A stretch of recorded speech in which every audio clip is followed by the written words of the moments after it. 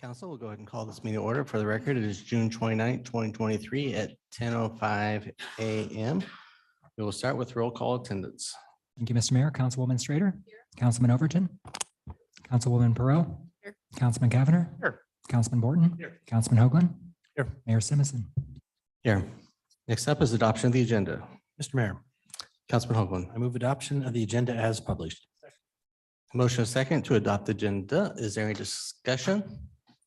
If not, all in favor, signify by saying aye. Aye. Opposed, nay. The ayes have it, and the agenda is adopted. First item up is Department Commission reports, McMillan Road corridor discussion. Mr. Hood, do you want to lead this? Do you want me to lead this? At least my office has had more recent conversations, or if you've talked to Mr. Dave, whatever his last name is. So Mayor, I did talk to your chief of staff. This is your meeting though, Mayor. So if you want me to stand down, I certainly will and can. Why don't you start? And if I have more to interject, I'll interject. Okay, I know you've got a workshop. I'm going to keep in the same vein though as last time. And I'll start with a joke though, if that's all right for your budget portion, at least of your workshop. I don't know, get new traditions, some music beforehand. So Tuesday is a holiday, Independence Day, right? And we have the day off. Who has to work though on the 4th of July? Fireworks. So we got the fire department that works and then fireworks. So, okay. All right. So an abbreviated, and first of all, I appreciate those of you that reviewed the letter. Sorry, we didn't get to it on Tuesday. Thank you for having me today. There have been some recent discussions, as the mayor alluded to, with him and with ACHD and ITD on this topic. So a lot of the background, I think you all know, so I won't go through my whole what's going on with McMillan and even State Highway 16. You have the letter. I think one of the points of clarification, even discussion is who do we send the letter to? I had it both and I could see it going either way. You could address it to ITD and copy ACHD and just ask ITD directly to address this. You could send it to ACHD and so vice versa. And then did get a comment about having you all sign that. So if you're all good, if we send a letter, and I think that is maybe even where we start is, again, the timing of this, I mentioned Tuesday, it's time sensitive to get something to them. It may even be too late. And maybe that's where I'll send it back to the mayor a little bit with some of the conversations he's had. Too late in the fact that State Highway 16 is under construction. So do we really think this is going to be an effective tool? And so with that, I can go into more of the detail and the history if y'all would like, but in the interest of time, I'll leave it there. Well, I'll chime in from that standpoint. I don't remember the exact word, but it's going to be 80 feet. It's not going to be 100 feet. It's going to be under the Highway 16. They already have shoring. Is it shoring or what? An abutment has gone in. That decision has essentially been made. The reality is it doesn't change that this corridor can't be 4 lanes. You could fit 4 lanes under 80 feet with all the accompaniments without too much of a challenge. If that's what McMillan ever becomes, you don't need a center turn lane to go underneath there. So the difference between 80 and 100 really is not going to be impacted on whether or not what McMillan corridor. We may want McMillan corridor to be long-term in that regards. So I don't know that a letter at this point in time is going to ACHD or ITD is going to change any decision on what they do with that portion of the road. We have had a conversation with, Director Wong is prepared to sit down and have a conversation to kick off a conversation about the corridor generally on this topic. And so Commissioner President Pickering and himself are ready to do that. If we want to write a letter in preparation for a larger conversation on the corridor, I think that's where we would likely have more value benefit. Otherwise, we will send a letter and we can go on record that it should have been 100 feet, but it will not change the width that it's going to be, and it doesn't change the long-term need for that area, and at least in the traffic component where you can, it's kind of like over an overpass. We don't put a center turn lane on the top of it either. There's certain areas where you can get it down and still get your 4 lanes of traffic through that process. So that's my 2 cents for you all in that regards. I'm not in favor of sending this letter to anybody at this time, because I don't know that it will have a impact, but we have had conversations, they have heard, but there's my 2 cents, and I'll let you guys, if you disagree, and you want to send a letter, you are more than welcome to also do that. Mr. Mayor. Councilwoman Schrader. Well, I mean, it's extremely disappointing from my perspective. I feel like, you know, whether it was coordination or just Highway 16's process being so accelerated, but I just think it's unfortunate that that's the feedback that we're getting. And I think we should still send the letter, and because I think it's the right thing to do. I think that preserving that ability to do that is smart planning. And if they're unwilling to do it, then they should feel the pressure of that. And I think that putting the letter out there does that. Councilman Borton. Question, if I heard you correctly, there's still the opportunity to have the sufficient right of way, the 100 feet for everything other than the Highway 16 component, which would narrow because of their decision? Mr. Mayor, Councilman Wharton, there's 80 feet between the MSC walls or the abutments, the walls that hold up, not 100. We were asking for 100. To the mayor's comment, I've played with it, and depending on how wide your travel lanes are and your sidewalks and what you need for drainage, in that constrained 80 feet, you potentially could get the 4 lanes in there. It's not the ideal width to fit the full ultimate cross section in there. So So that all this. Councilman Borton. yeah, that's the mayor's point, I think, is if we get ACHD to someday widen this roadway to 4 or 5 lanes, maybe you don't have to rebuild the State Highway 16 overpass, maybe, but that hasn't been fully vetted. On paper, 2-dimensional, it looks like you can fit it underneath if it goes forward. It's tight, and again, that doesn't account for things like drainage and whatever else maybe needs to be accounted for when you actually start to lay that out under the existing plan. In theory, you can fit 4 lanes in reality, with all the federal standards and shy distances and shoulders and all that stuff, you may or may not be able to. So Well, it's gonna be tight. it makes sense, from my perspective, is to have a reworded letter that informs them of that commitment from us to preserve Mhm. 4 lanes at maybe 4 lanes at the most, without a center turn, if that's what's necessary, the 80 feet throughout. So it's part of their discussion at all times, whatever is necessary to ensure that remains. And I think the challenge here is that ACHD has been on record for 20 years that this is only going to be 3 lanes, and for them to do an about face and all of a sudden ask for other people to preserve or build to something that's going to cost more at a higher standard that they are not advocating for as an entity. Even so, it's hard for us to say, yeah, you need to go do it when your transportation agencies aren't planning on doing it. I'm not going to say that they won't get there, but they're not there. Mayor, if I can, just to be fair, and I understand that from ACHD's perspective, from the city's perspective, in that same 20 years, we've been consistent in saying we want McMillan to be something more than 3 lanes. So, and that's the perspective I have with this letter, is for us to be consistent in telling our transportation agencies, think bigger picture. Mr. Mayor, Councilwoman Pro.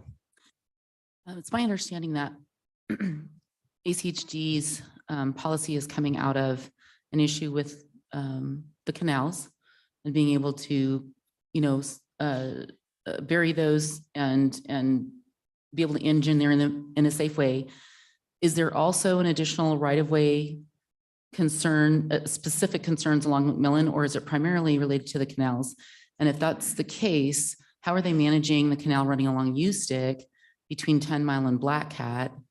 There's not a canal on both sides, but that's a really significant waterway. So forgive my ignorance on this, but I'd like to understand that better.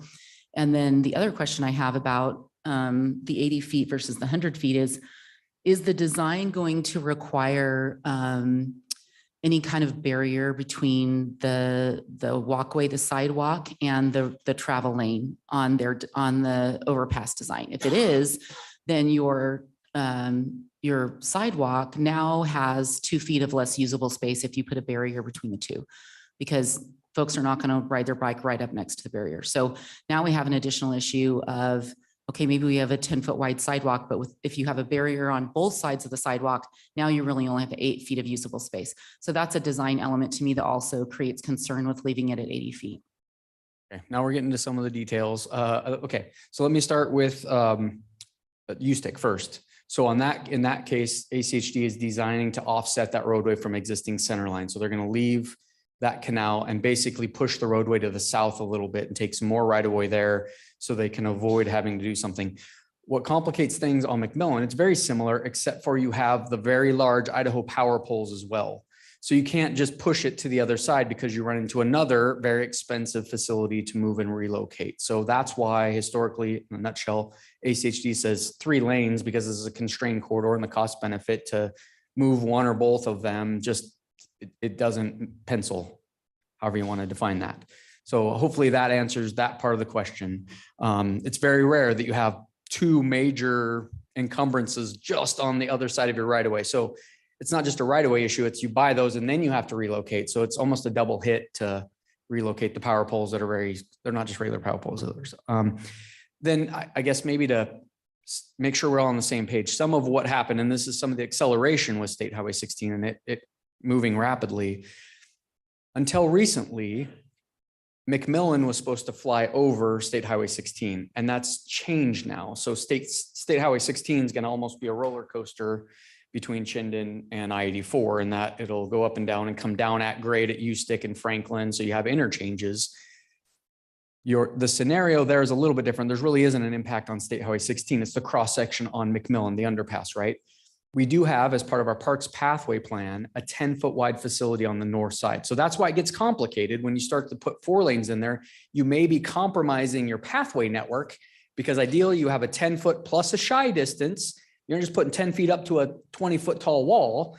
You have a little bit of wiggle room in there. So now you really do start to get pretty constrained. So again, that's why I say 2-dimensionally, I can make it fit. But when you start talking about rail barriers and where the travel lanes and people going 40, 45 miles an hour right next to, how comfortable is it? How usable is it? You can do it. Is that the right thing to do? So hopefully those addresses some of your concerns. And again, that's just me and, laying some things out and going, okay, I can fit 11-foot travel lane and this is what it looks like. I don't know that a designer, they have other things to consider. Yeah, like I said, ultimately, if council wants to, I just like our letters to be effective. I know where this letter is going to go. If we want to just put it on record and to be on record, that's one thing. If you're thinking it's going to effectuate a change right now, it's likely not. I mean, I say likely, I'm never going to say never, but I think Dave was told pretty much never. It won't make a change. That's based on where it is. Mr. Mayor. Councilman Hoagland. Yeah, we're not going to change ITD's design or the process, construction process. It's never going to change in the future. We're going to live with 80-foot. And I think just for the sake of consistency to reformat the letter, reword the letter, as Councilman Borton suggested, to be consistent and make sure they understand, even though with this change that we still want to see 4 lanes through there, if at all possible. To your point, Caleb, lots of details there that come into play, and it may not be possible, but at least in the future, that as they look at McMillan, having that option available to us is something we want to continue to pursue. Mr. Mayor, Councilman Schrader. I understand the feedback. I feel strongly that, with an opportunity like this, with the construction of Highway 16, it's important to get it right. And I personally don't accept, at least on face value, the "it can't happen" comment until we have really gone to the mat over it. I mean, I hope that we have, but I feel like we need to really impress upon them how important it is, that it's a priority for the community. And I don't think we should be resigned to just accept it. I think we should try to push a little bit harder if we can. That's just my 2 cents. Mr. Mayor, Councilman Borton. I don't disagree. I thought I heard though that it's literally physically too late. Like the construction is underway and partially built, and to do what we're asking would require them to tear it out and redesign it. At least what's been put. Mr. Mayor, so my understanding, and I haven't talked to the same folks at ITD that you have, but there is still an option. I don't know that they would have to rip out where it'd have to be designed first before, I don't think they're just gonna start ripping out things. They would look at what's there. Can they design something maybe almost like the U-stick example? Can they flare the road over a little bit to get 100 and still leave the south abutment wall where it is? Maybe. No one's really looked at it, so I don't want to say they're ripping stuff out yet. But to the mayor's point, it's an active construction area, so there are, yeah, I mean, the likelihood is not high. But again, no one's really looked at it to see what are the implications, and you may be able to even preserve some of the investment that's already been made. And I guess the question would be, would this council be willing to pay the difference to have the redesign and have that done? If it's that important, there is that option. And I won't even guess at whether we're talking hundreds of thousands or Right. million in this context. There will be a huge financial cost to somebody if they were to do this. And I think the question is, to whom? Probably not anything we can answer here, but to kind of close the loop on the letter, it sounds like maybe there's both options available. What Councilwoman Strader's asking makes great sense. And if a letter invites the opportunity that this is what we want to do and to discuss what that might take to make it happen. But in any event, does it, get less than the 4 lanes, but invite the conversation and the ask. Logistics would be, we follow up. I guess, Mr. Mayor, if I can kind of summarize, and I know you haven't all said the same thing, but if I repurpose this letter, if we send it to ACHD, that's different than, it's a little more difficult if I send it to ACHD and we ask ITD to do something like that. So I guess that's where now I'm even a little bit more confused where I thought this was going, was sort of a precursor to continue the dialogue with ACHD, maybe still a note in somehow requesting ITD, or maybe that's a separate letter. I don't know. I need some more direction on that, I think, and maybe I can work with you offline, Mayor. If everyone's going to sign this on council, though, I want to make sure you're on the same page. So sorry, I just got a little confused with your, I don't know how to do that in a letter necessarily, to ask ITD to reevaluate as we're asking ACHD to talk some more about McMillan. Mr. Mayor, Councilman Hoagland. I think if we're going to go the 2-letter route, there'll be a letter to ITD, of course, ACHD, and about the possibility and what that would take and what that would look like if there's even a possibility. There'd be the separate letter to ACHD saying, this is what we understand at this time. We want to preserve that corridor. However, you need to be aware of, we've copied you on a letter to ITD that we're doing this. So at least we don't know if that ITD, and it's very unlikely to happen. It's they're fast tracking that thing. They're spending the money and it's on a budget. It's going to be difficult, but we'll ask and make ACHD aware of that. But our primary on that letter is the fact that at all possible, can we preserve a four lane in the event that McMillan is 4 lanes, and and just to put them on notice for that, how that would work.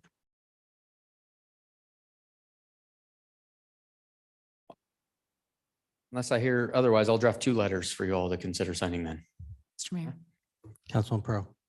I think it's appropriate, given the language in the letter, which says we're going to ask ACHD to request ITD to construct the overpass, assuming Millen will be 5 lanes. If at minimum, I think ITD would be CC'd on the letter we're sending to ACHD at minimum. So I'm in favor of 2 letters, but I think that ITD definitely needs to be aware of this request. Yeah, and ultimately, I think the request is primarily to ITD for the action.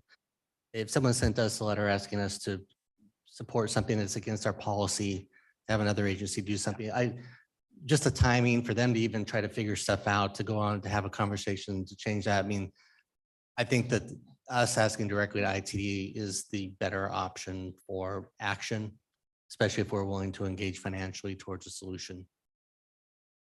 Just my 2 cents. Thank you. Thank you.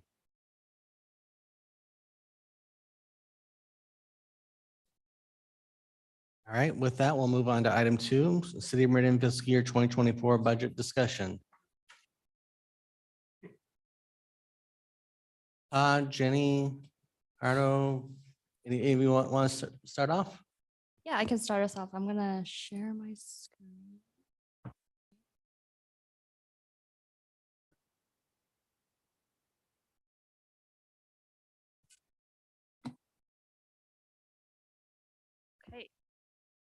Good morning, Mayor and Council. This is a continuation of our budget workshop that we held 2 weeks ago on June 15th. A couple items that have changed since we met last. One of them is the reduction or the removal of the budget request community center design of 750,000. The other two is part of two budget amendments that was approved on Tuesday. One of them is the city phone system. That was a replacement request in our fiscal year 24 budget in front of you. That has been removed because it's been approved in fiscal year 23's budget. The other impact that we had on Tuesday was via budget amendment for the finance department's GASB 96. There was a $7,000 ongoing operational impact to our fiscal year 24. So that got us up to date of our current fiscal year 24 budget as it stands. There were a few what we call parking lot items. I'm trying to advance that I would like to point out. So in front of you, in no particular order, these are the outstanding parking lot items that we would like some direction on. And then right now I'm going to hand it over to President Council Hoagland to direct us. Great. Thanks, Mr. Mayor. Thanks, Jenny, for setting that up. Council, I don't know if you have any particular order that you want to attack these, if we want to just start at the top and work our way down, or if you want to do anything by, if we ask the finance, say, okay, which one was the most expensive one? But I'm fine if we just start with the HR generalist, FTE, and have that discussion. If we want Debbie to come up and talk about that position, have further discussion, and we'll knock that one out with a decision and then move on to the next one. So let's move forward with that. And Debbie, if you want to come up and kind of do a recap of what you were asking, so make sure we're all on the same page, and then we can have the discussion. Maybe Mr. Mayor, Council Member, Council President, I think just as a refresh, I think the reason that we put this item in the parking lot was we wanted to give our new HR director a little bit of time to kind of determine what the needs were going to be for the department moving forward. And it wasn't necessarily a case of should we or should we not include this in the budget, just making sure we're putting the right staff allocations for what you need at the time that you think that you're going to need it. Thank you. So first, let me start off with good morning and a joke. And in keeping with the theme. So what happens when a strawberry gets hit crossing the road? A traffic jam. Somebody said that earlier. Okay. So it's good to see council and mayor this morning. As you recall, the last time we met, I was exactly 4 days into my position. Today, I stand before you with 14 days under my belt. And I really appreciate council giving me more time to kind of evaluate and really get to meet with my internal staff. And I've spent the last 14 days meeting with staff in human resource as well as department directors and gathering some input on human resource customer service. I've also looked at assignment distribution within human resource and looking where I can create some efficiencies. That being said, at the end of the day, human resource is treading water. We have a staff of almost 700 citywide, and I've got 6 employees, including myself. And as we all know, personnel is the largest expense and the potential for the largest liability and risk within the city. A city growing at the rate that Meridian is cannot function effectively without HR personnel. All things lead back to human resource. Ensuring that we have enough staff to provide services to our employee base is critical.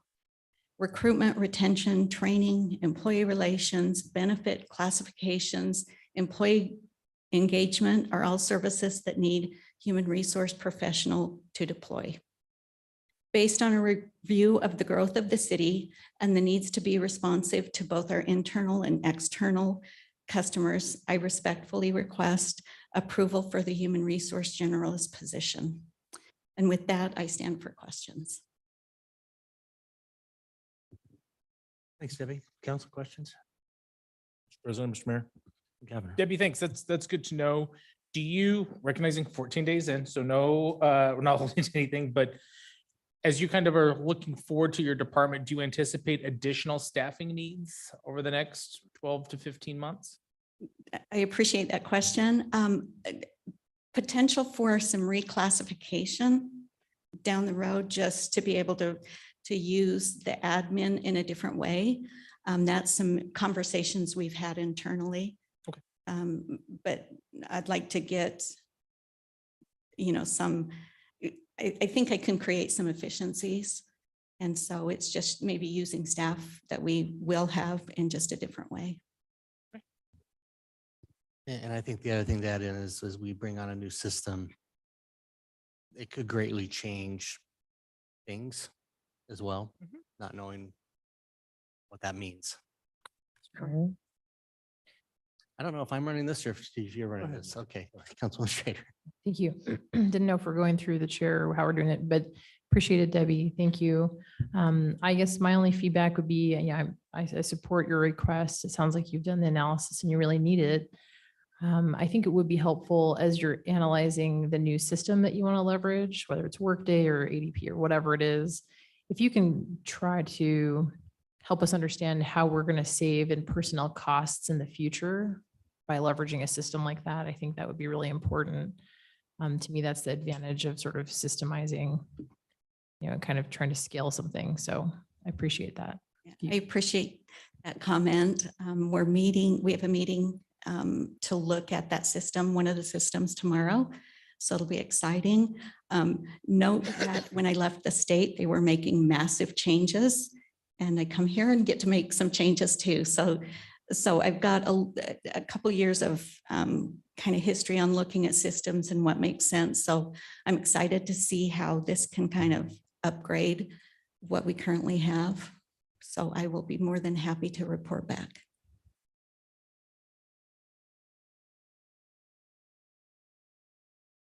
Council President, I'll turn this back over to you and let you do as you reach the end, especially items. Yeah. So council, I think we need to, I think it'd be best for finance if we can give them a definitive thumbs up, thumbs down on this, and that way they can plug in numbers or take out numbers. And then we can just march down this and those decisions are done and we move forward. So what is the pleasure on something like this? What's that? Well, it's in, Yeah, but we're going to keep it in. It sounds like to me, I'm good with it. Keep it in. I appreciate Director coming back, doing that research and giving affirmation to that. So I think we're all good to keep it in finance. So, all right. Thank you, Mayor and Council. Next one is the energy strategy plan. Jenny, did you have anything to talk about on this one? And we'll have Councilman Kavanagh talk about this, or Lorelei, who wants to kick this one off? Good morning.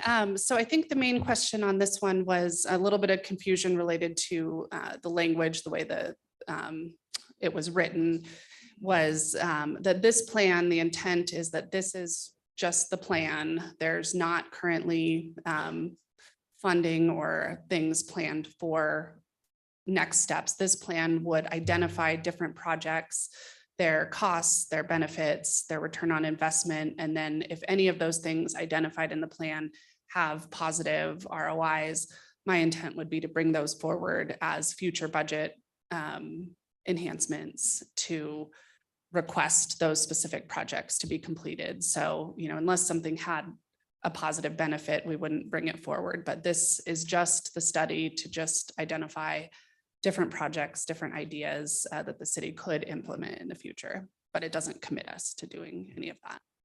Councilman Kavanagh. Thanks, Council President. So I think, I struggled with this one last time, and I appreciate you providing some added context.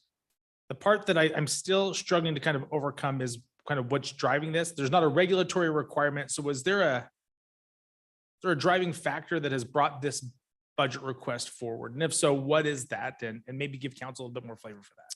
Sure. So the main driver is trying to complete some of the strategic plan initiatives related to energy efficiency and, promoting the city's clean energy resolutions. So this is just our way to try to meet that objective in the city strategic plan.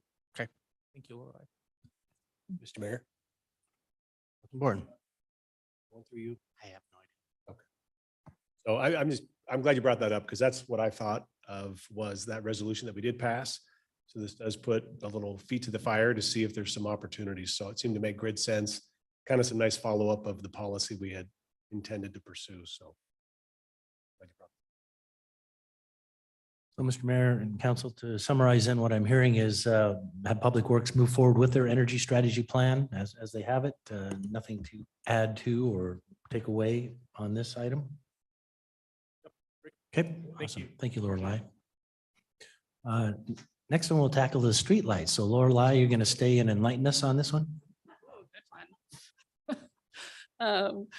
Yes, so a couple of comments on the streetlights. So we had quite a bit of discussion last time around staffing resources and program capability of what we can accomplish.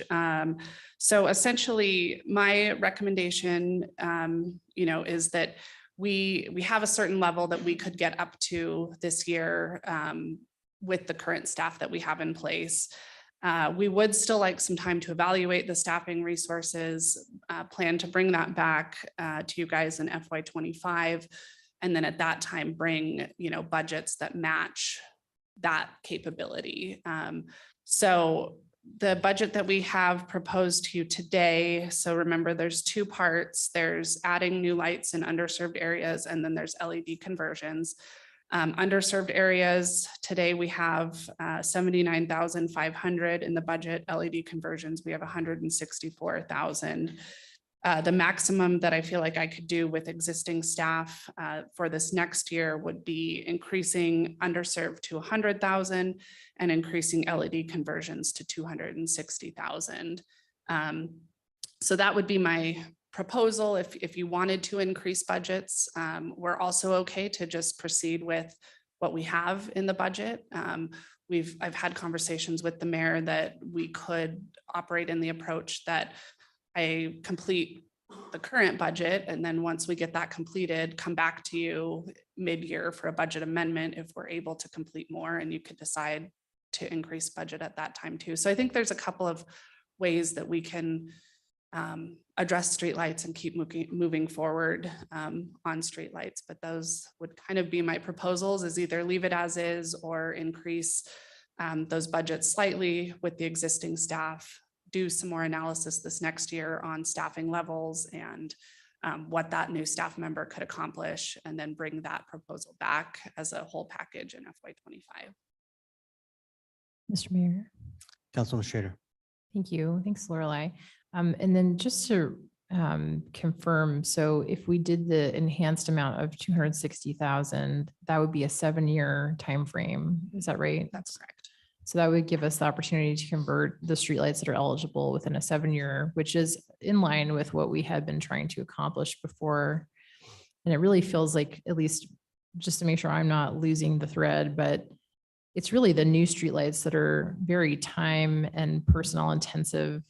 And so if we add staffing resources in FY25, would that person, I guess just trying to confirm, but it feels like the bandwidth of that individual could really increase those installations. That's that time. correct. So we, doing some high level analysis, if we were to in FY25 add a full-time dedicated street light resource, we feel like we could increase the number of lights. Today, we can accomplish about 8 per year of new installs. We could probably get that up closer to somewhere between 40 and 50, and that would drastically cut. So there is a cost that would be about $450,000 a year that we'd allocate towards that. But it would cut the timeline. Currently, we're well over 200 years. It would cut that down into just on the residential lights to about a 15-year cycle. Mhm. Thank you. Yeah, I mean, that sounds much more reasonable. So I'm in agreement in terms of enhancing the budget to what we can do with the personnel that we have in place. And then I guess studying the staffing resources. I'm a little disappointed that we couldn't get our ducks in a row to ask for the headcount this year, because it feels very obvious that it's needed. Is that something that I don't usually see personnel via a budget amendment. Is that something that we ever do? It Well, it is a possible. Let me take this one if you don't mind. Not preferred, because we don't like to bring on ongoing Right. mid-year. If we're going to do it now would be the time. That being said, I'm looking at our community development director over there. We've had some conversations. He's got a reorg that is in process and a vacant slot that he may not need to fill, where we don't know if we want to, and the liaison knows that it's there, but that could be a slot position later this year as we get some more data and as he also hopefully implements his reorg and sees does he have the current staff, that's a slot we could use for that purpose. And, he doesn't want to give it up because he doesn't want to come back for it. But at the same time, he understands that at least I'd be supportive if I'm still here next year for that purpose, if we use it for the streetlight component. So there may be a way to address it mid-year without costing the budget more funds. But we do want to let Lorelei also help lead the conversation to help evaluate some of this as well, because it will be beneficial to him. Because that may get moved to community development, this function.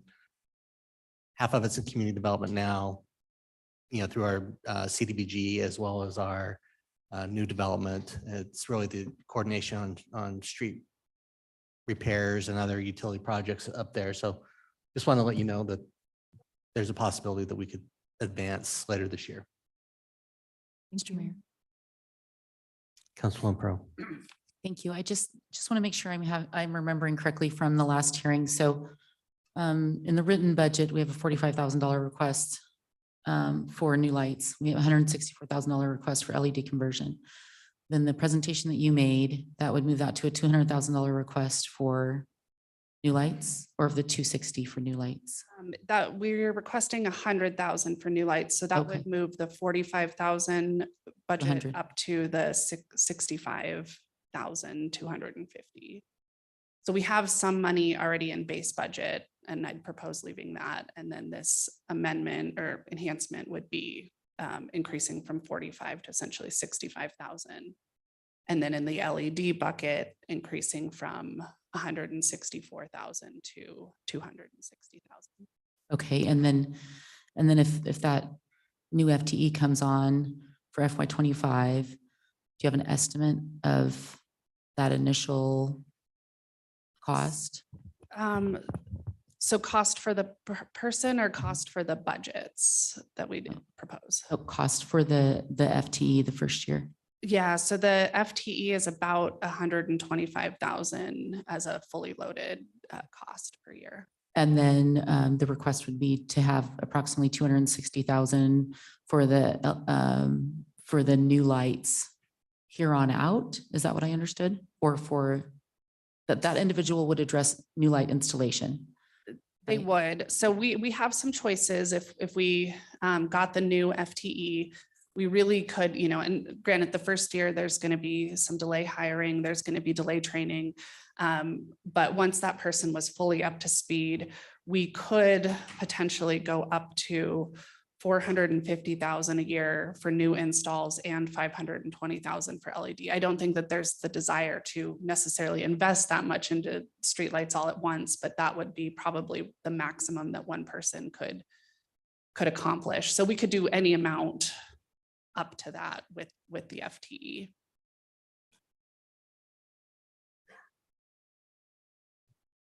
So, Mr. Mayor, Council, is there willingness to increase the amount for this year? I mean, we talked a lot about next year's budget, but that's next year's budget, so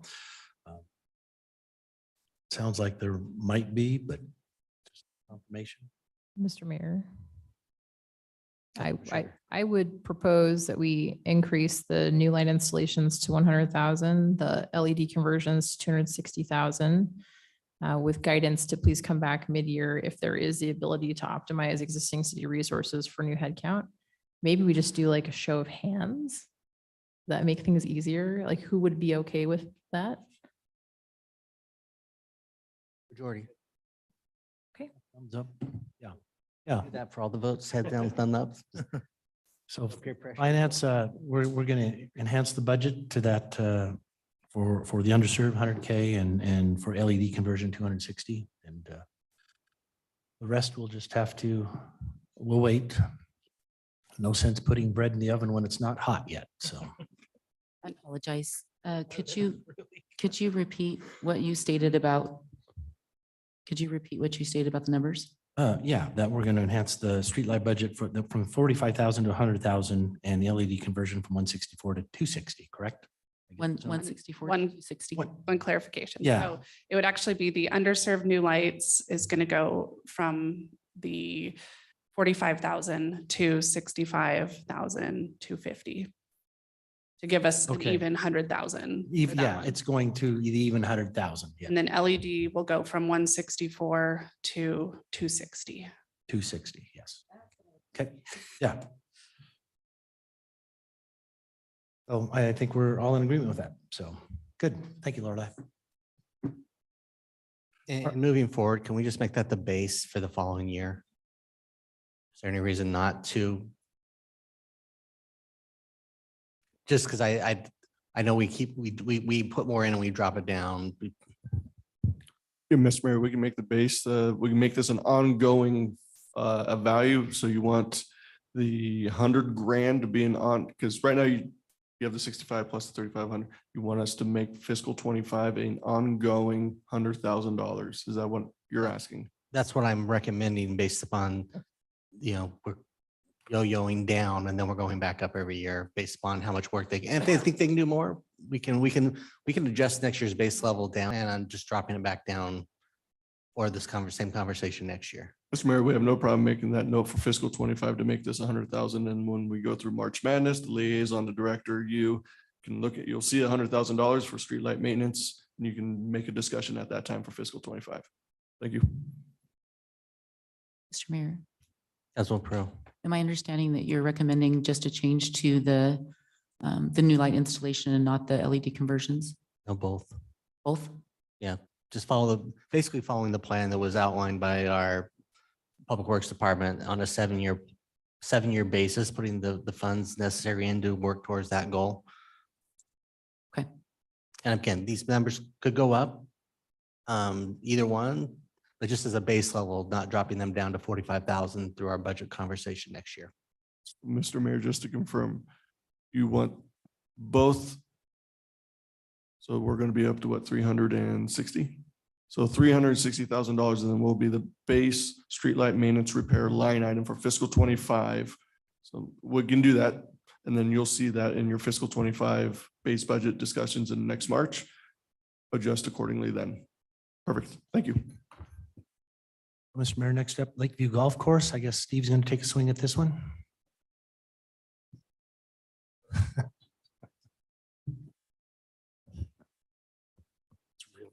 Thank you, Mr. President, Council. So we presented to you last time the proposed Lakeview Golf Course improvements. We took the total and had broken that down into four sub items: the clubhouse interior improvements, the clubhouse exterior and patio improvements.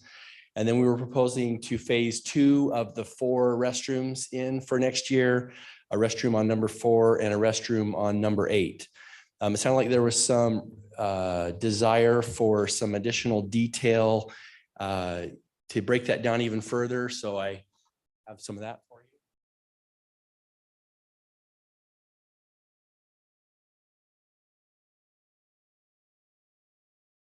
Mr. Mayor, Councilman Pro. does finance have the slides from the original presentation, the last budget hearing? Yes.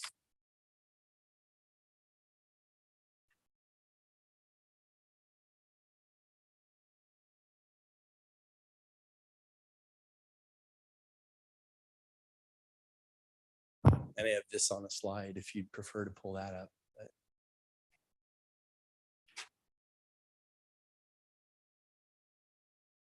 You can see so the numbers should match. The interior was 208, 653. The exterior was 228, 257 or 267. Restroom at number 4 was 358, 530, and the restroom at number 8 was 336, 300.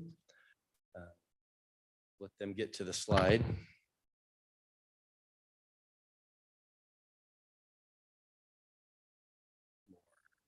Steve, while we're doing that, I had a conversation with Mr. Barton about potentially redesigning the entry area to include a space for any groups that are renting the clubhouse or that have a large event there to have like a desk or a check-in.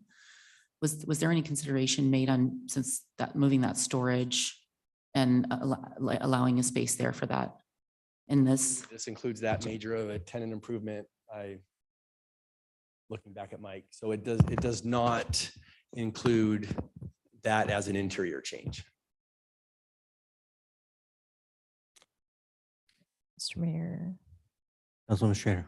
I am happy to maybe jump in a little bit. Because I think I was maybe one of the people that had a little bit of an issue on the golf course improvements.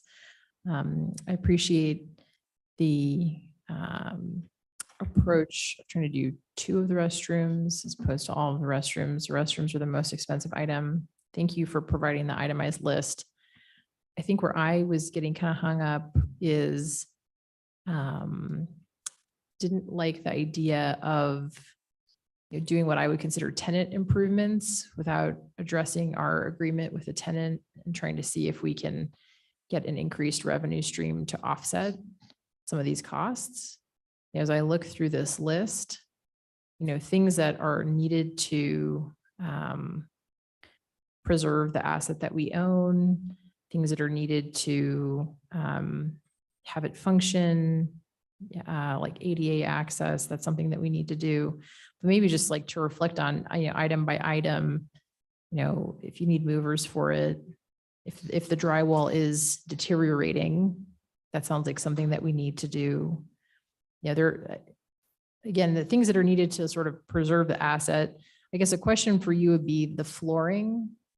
What is the state of the flooring? Is it at the end of its useful life? Is it carpet? What are we talking about there?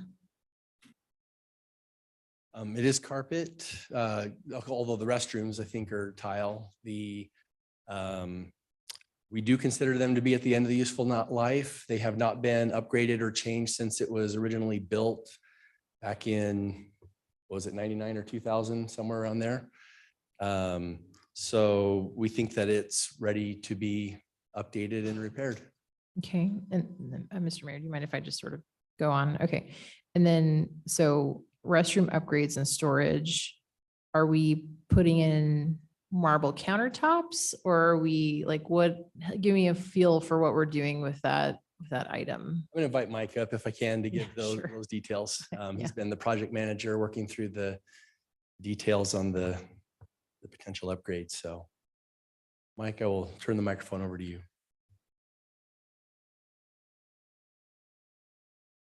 Mayor and Council, Councilwoman Strader. So the restrooms, we would go from what it is currently to a solid surface countertop of some kind and solid with Mhm. sinks built in. Mhm. Just a little more durable and the counters are in pretty rough shape right now. Okay. It's I think the clubhouse was built in 95, if I'm not mistaken. So we're Mhm. 20 years without anything being, kind of these heavy maintenance items being addressed. Okay. Yeah, so I think it's important for everything to be safe, right? And for everything to be functional. Where I think I'm a little, where you're sort of losing me would be things like, are we replacing a sound system or is this a new sound system? We would be replacing the current sound system. Is the current sound system broken? It's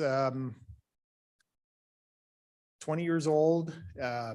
the volume control is not great. It doesn't work that well all the time. When they call people to the first tee, oftentimes if you're inside, it's really, really loud. So there isn't the volume control. You want it to be loud outside if somebody's maybe on the practice green and or they're inside.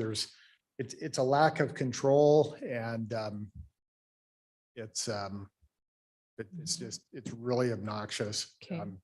Does replacing the sound system require ripping into walls to replace things? Or is it something that's, I just want to make sure we're not duplicating work. So if we waited on the sound system for a year, would we have to rip into a wall to reinstall something else? Yeah, good question. No, we would come down through the attic and do that installation that way. So Okay. that could be done at a later time. Right. Okay. And then patio epoxy coating, is this going to extend the life of the patio? And this is something that needs to be done as kind of a preventative maintenance item? Yeah, I mean, that wouldn't be, is more of a, it will preserve the lifespan of it, seal the cracks. The patio's been patched and added onto several times, so there's a mix of different finishes on the patio. And I think there was something that was actually ground where it heaved, and so this epoxy coating would cover all those defects. Okay. Would you say that this is more functional or aesthetic? Aesthetic. Okay. ADA access is something that we need to do, in my opinion, but repairing things, that makes sense. Furniture. So I don't know. So just thank you for going through that list. So I just to like reflect with the group, things like the furniture, to me, that feels like something we could wait on and work with the tenant. And that's something that we don't need to do this year. You know, the sound system like sort of feels like a gray area to me, but it sounds like it may be needed. You know, the other items mainly appear to be either preventative maintenance or, you know, safety issues or just things that are not functional. So I can get behind those. Where you're sort of losing me and where I don't agree is I don't agree that the city should be, you know, for example, paying for highly upgraded furniture when I feel like the tenant is part of the main beneficiary of that, without working through the lease agreement that we have. I don't know. I feel like we should sort of take it one at a little bit at a time, maybe do some of these improvements, and then we could wait on, for example, the furniture could come back the next year. Mr. Mayor, Councilman Pro. how long is our lease with Roosters? So the lease is a year-to-year lease. Okay. Began May 18th of last year. So it's year-to-year unless it's earlier terminated by either party. So there is room for renegotiation. But keep in mind that when we put out this RFP for a concessionaire, we had one proposer. The business is very seasonal out there. So those are things that we consider when we're doing these negotiations. Mr. Mayor. Councilman Share. Yeah, and I'm not advocating that we, I think when it comes to like the lease negotiation, the way that we could handle this would be if they have a large increase in sales subsequent to us doing the improvements, that we benefit from that under the lease. That's more what I'm thinking is if by making these investments, we're enhancing their business, I think that the city should benefit from that too. And I think last time too, we said that would be our intention to have that conversation with them through this process. So, Mr. Mayor. Councilman Share. I wouldn't like vote against the budget over this one item. To me, the right approach would be to wait on the furniture and have that discussion with them, at least, you know, a couple of those improvements that are not necessary from a functional kind of safety perspective. The restroom sounds like you could kind of go either way. It sounds like it's functional, but not great. It's been a long time. I'd be okay doing it, but if we, at least if we could wait on the furniture, for example, prior to moving forward, to me, that makes more sense, but we've done a lot of talking, so. Mike, maybe what would help me with that is based on our percentage that we get from our vendor, how many months, how many years would you anticipate it would be before we'd be reimbursed for the cost of the furniture? Talking 10 months, 10 years?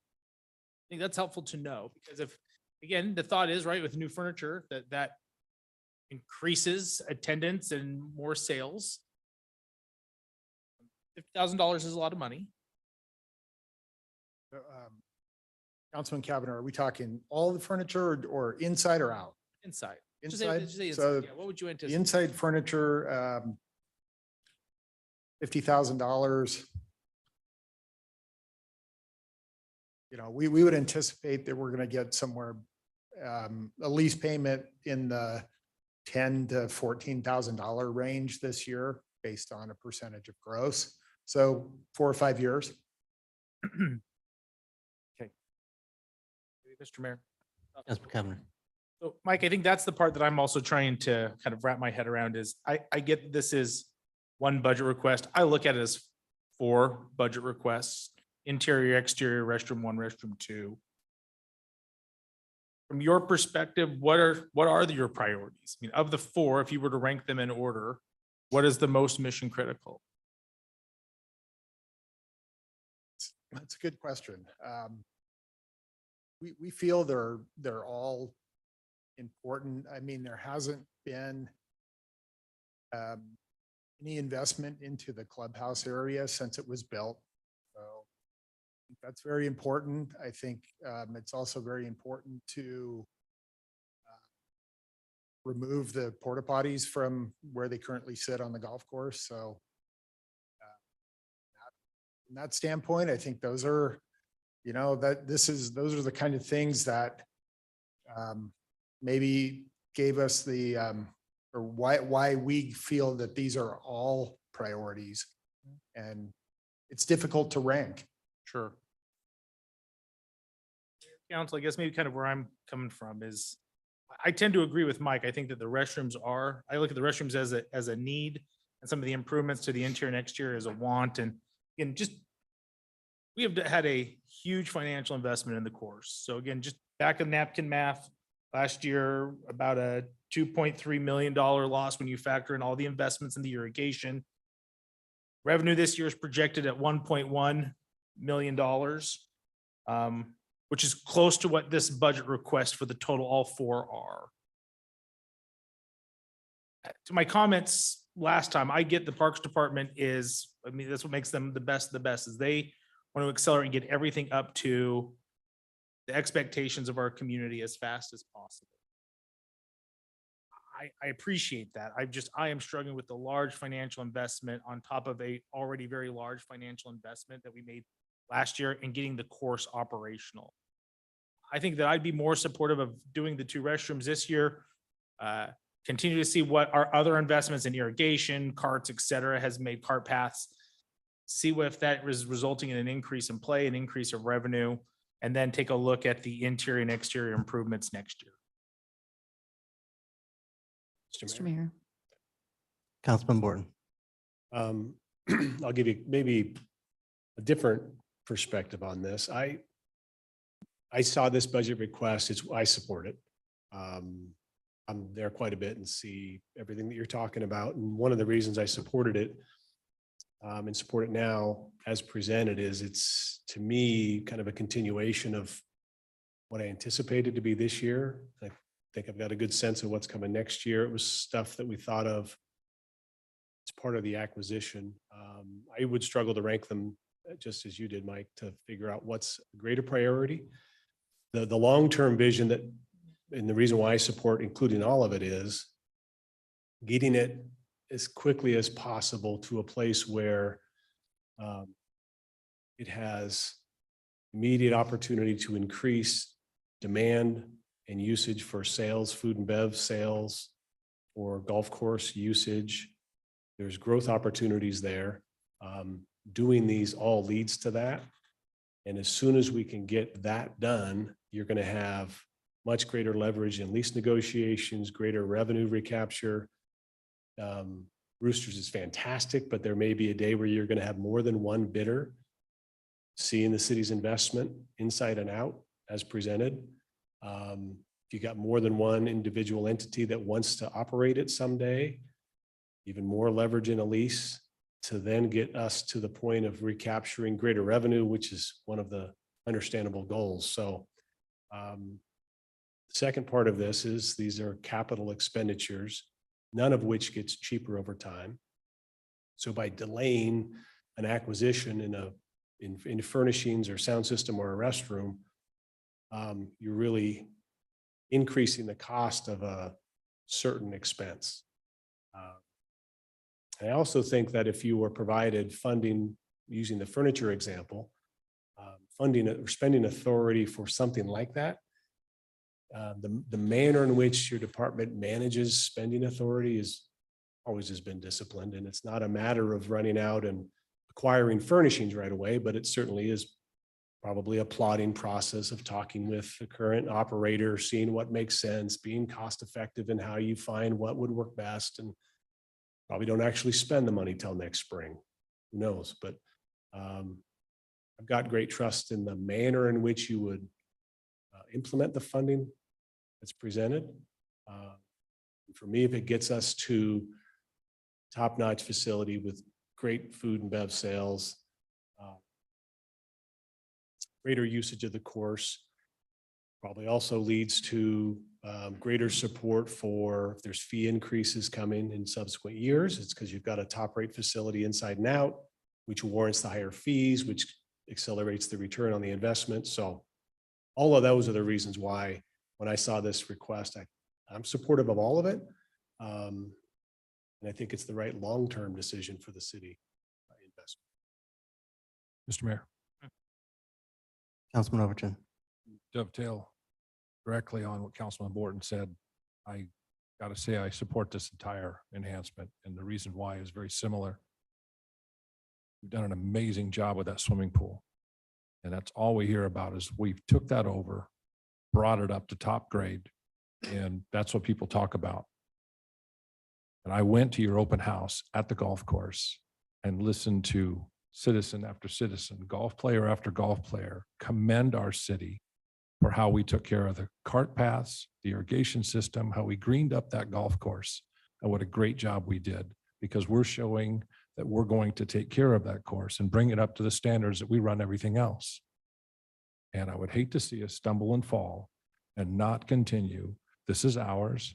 Follow that same path, get those restrooms done, breaking it over 2 years and doing 2 restrooms this year or 2 restrooms next year and 2 the following year. I get it.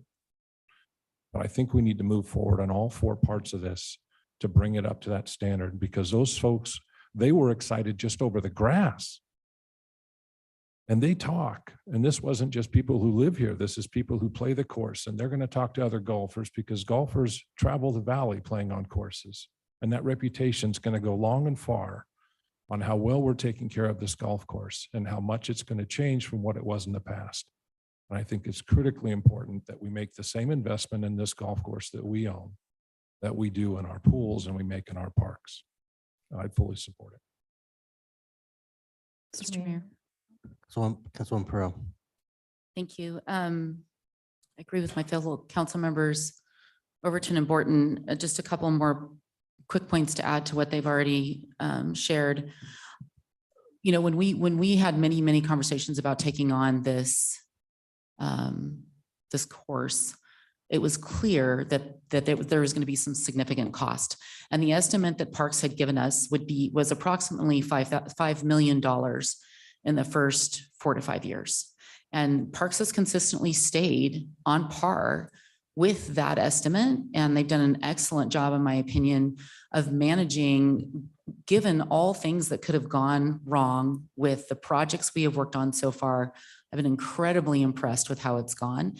And I think it would be unfair for council to have given Parks the go-ahead to attain this course and manage it and then come back and say, sorry, we're not willing to spend the money because, you know, we don't think that it's time appropriate. And again, I'm saying that as the first person that wasn't excited about bringing this course on to the city. So in my opinion, if there's concern over $50,000 being spent on furniture, which for me would bring in a much greater return to the course than the $50,000 that's going to be spent to do the Seasons Park. And if we're going to look at a prioritization within parks of that amount of money, I would rather not do the identification of Seasons Park and spend it on the furniture. I really think that that is a greater return. If return on investment is the conversation we're having, that's where those funds need to go. And so I'm completely in favor of the requests because I know, having been at Lakeview numerous times for events, numerous times for a variety of reasons, it does not function well as a location to have events. And I've had numerous people in my own industry come and say, we'd love to do our event at Lakeview, but we can't because it doesn't function well. It doesn't operate well. And I'm really impressed with the amount of events that we have been able to reserve, all things given in comparison to the other places that folks could choose to go. I'm really excited that we still have people that are coming and asking to do that because there's significant limitations within the clubhouse, in my opinion. And so I feel like that if we do these updates, we will bring more money in solely on what it's going to be able to offer to the public to bring their golf tournaments there. And I also think that it will increase the neighborhood, the desire for season pass holders to come and spend time there. And that will also encourage them to continue year after year. So I don't know what our season pass holder turnover has been, or if you know if there's any association between the turnover and the condition of the clubhouse. That would be a really, really interesting statistic to know. But in my opinion, this has to be, to some extent, treated like a private enterprise. I know the city wants to treat this like we do every other financial decision. I just don't feel like that we can do that in this particular case. Thank you. And if I could just add, I just don't want to be lost on anybody. Ward has been a great partner in this. A lot of investment has been through. They are still a taxing entity. They're that, and they are still a funding partner this year in our budget, and they will be for next year to a smaller portion. But we are getting funds from them to help us make the improvements. Now, whether you want to say those are for the golf course or for the swimming pool or the operational costs, but that's why I think that, again, personally, just from the standpoint of why it makes sense to make these funds investments now with our partners' help and support in that regards. Councilman Hoagland. Mr. Mayor, yeah, just to comment on this, we knew going into this contract that the tenant, it had not been improved in a very long time. And we knew going in that we were going to have to expend a significant sum of money to bring things up to where they needed to be. And this, unfortunately, is part of that process to get it there. I think Councilman Borton's insight on vendors and contracts and those types of things. I know as a tenant in the buildings I've gone into, you look at flooring, you look at restrooms, especially in a retail establishment. What does the customer see and how will that impact their willingness to come back and be a repeat customer is where you really make the money. So I'm in support of this, and I appreciate the dialogue and comments by everybody. There's no wrong reasons here. It's just different reasons for why they want to do what they want to do. So, and that's what this process is all about. So I appreciate the discussion and look at it. So I don't know, council, if it sounds like if we do a quick nose count, there'd be consensus to move forward with the budget as is, unless Councilman Strader, you're fine. No roll call or anything like that. So anything on the record or further comment, I suppose, could work. I don't know if my mic is working. I think a show of hands or something would be good. I'm not in support of moving forward, just a difference of opinion. And that's okay. And I respect all of you. It's just, I think it's a different perspective, right? Like if I knew, or even just had a very strong confidence level that the golf course usage and increased fees and increased revenue from events was going to come to fruition as a result of the investment, then I would feel better about voting for it. I view it very differently than a public park. Unfortunately, this is an accessible sport for everyone. All of our kids don't get to golf for free. You know, this is something that serves a pretty narrow population within Meridian. And that's why I have a lot more reservation about it. So yeah, I would just prefer if we kind of do a roll call or raise hands or whatever. Let's just informally thumbs up, I guess, if you want to support this budget as presented by Parks for this, what would that be? $1,131,750. Yeah, we'll do thumbs up. So it's a roll call. We got 4 votes, so that's consensus for moving that forward. Mr. President, Yes, Councilwoman Strader. I mean, Perot. I look right at you and says Liz's last name. I don't get it. I don't know when time would be appropriate. I wasn't 100% sure that we had completed the streetlights conversation and there was a consensus. I didn't feel like that we did the same thing for streetlights that we did for this. So is that still a possibility, or do we want to put that at the end of I assume there'll be another question and answer time.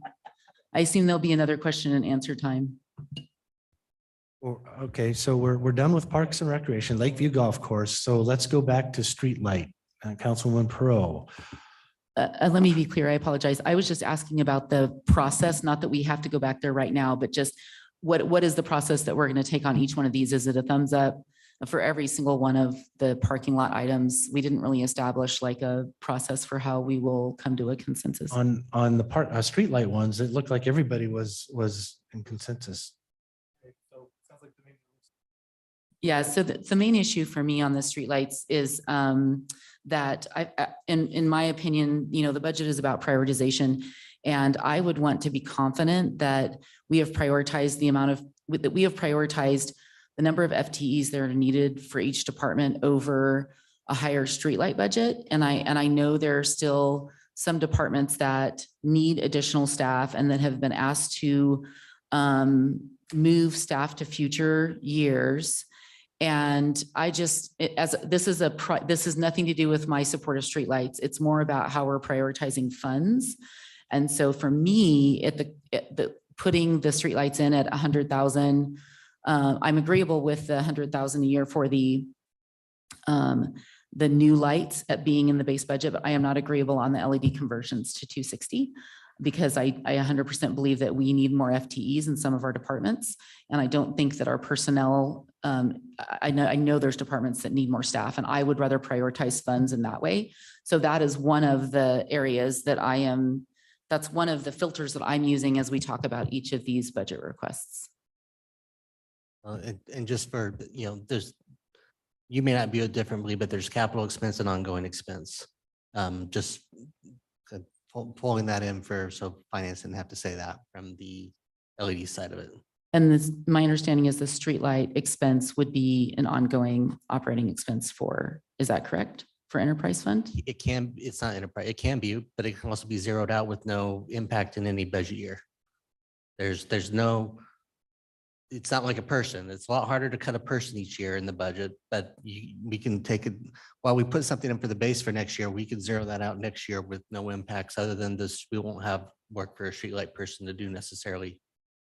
Okay, so for clarification, the increase, I was under the impression that general fund would be compensating enterprise fund for some of these increases. That's not the case. This is just enterprise fund dollars. This is all general fund dollars. So The streetlights. The streetlights. Okay. The personnel is in the enterprise fund. That's part of the reason why they've been doing their studies to figure out how much of their time should be allocated to general fund for ongoing costs of the position. I wasn't referring to public works personnel. I was referring to personnel and other citywide. In my opinion, there's a need for more FTEs than where we currently are. I know, just having looked at the CFP, there are some FTEs that have been moved forward out to years that I anticipate will probably need to come back to next year or the year after. And because that's the case, and because of the growth of the city, I'm just concerned about putting anything in base budget operating that could affect the ability to take on new FTEs in the next couple of fiscal years. That's my thought on it. I don't think that the base budget operation, while it may be in the base budget, it's always going to be base budget coming from our fund balance capital. That's where we fund the streetlights from. It's not going to be coming out of your property tax 3% side of stuff for, at least for the LED or new streetlights aspect. Okay, so the capital fund is going to, the capital fund is, are you talking about the capital fund or are you talking about you're not talking about the capital fund, Fund 07. You're talking about capital within the general budget. That's where the streetlights is going to come out of, not out of personnel. It's not, it's all the same. I mean, it's all general fund, but you're saying that there's going to be a categorization of the general fund that's going to increase capital. I can let finance know, but your ongoing revenue expenses are not being attributed towards your LED conversions. We're doing LED conversions from fund balance, which is part of the reason why when we brought this forward in the budget a month ago, we talked about putting those aside. Yeah, it's not, we're not apples and apples in ongoing operational for that purpose.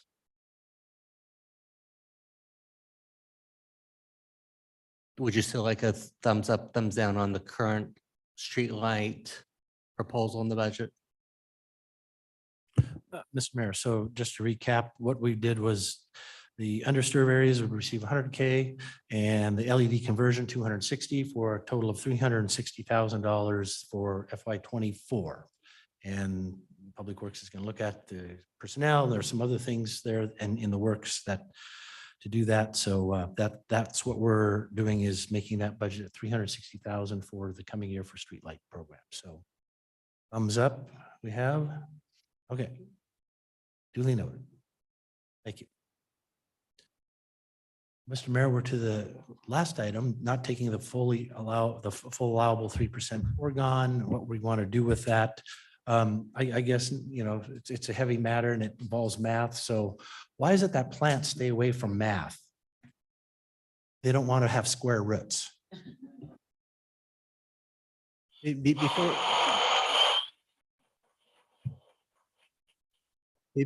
Before we get into the 3%, I just want to make sure, because there was conversations about the compensation plan program. Do people have questions about the dollar figure that's in for the implementation of this year's portion of the compensation program? I know that we met as a compensation group yesterday, and at least on our side, we finalized we finalized concepts that now have to be written into procedures, and we need to work with Gallagher on that. So we at least have that next step, which will come back to council about longevity and some of those elements, shooting for July on that. But in the budget currently is the funding for the, penetration of employees, and there was a dollar figure, and I want to make sure you guys understand and are comfortable with that as well, or if you need more dialogue, even though it's not on the parking lot specifically. People good? Do they need to have more conversation or information from finance? Mr. Mayor, Councilwoman Schrader. I, appreciate, for me, the objection was not an objection to the compensation. It was an objection to the process, because I felt that it was a departure from what we've done in the past. I think it's important that we break out any enhancement to compensation separately in the budget. I appreciate that we have now done that as part of our process. That was my main concern. And I feel like that concern has been resolved. Okay. Councilwoman Perot? I agree. Okay, thank you. I just want to make sure that we weren't moving forward with something that people weren't, at least felt that portion was okay moving into the budget stuff. So perfect, then. Mr. Mayor, I did have one quick question. We have to publish this budget and then have a public hearing on it. And of course, we can lower things, but we can't increase things. So as things out there swirl and the studies and different negotiations on and on that we have, what kind of are our deadlines for that? And how do we go about setting that number when we have a lot of variables?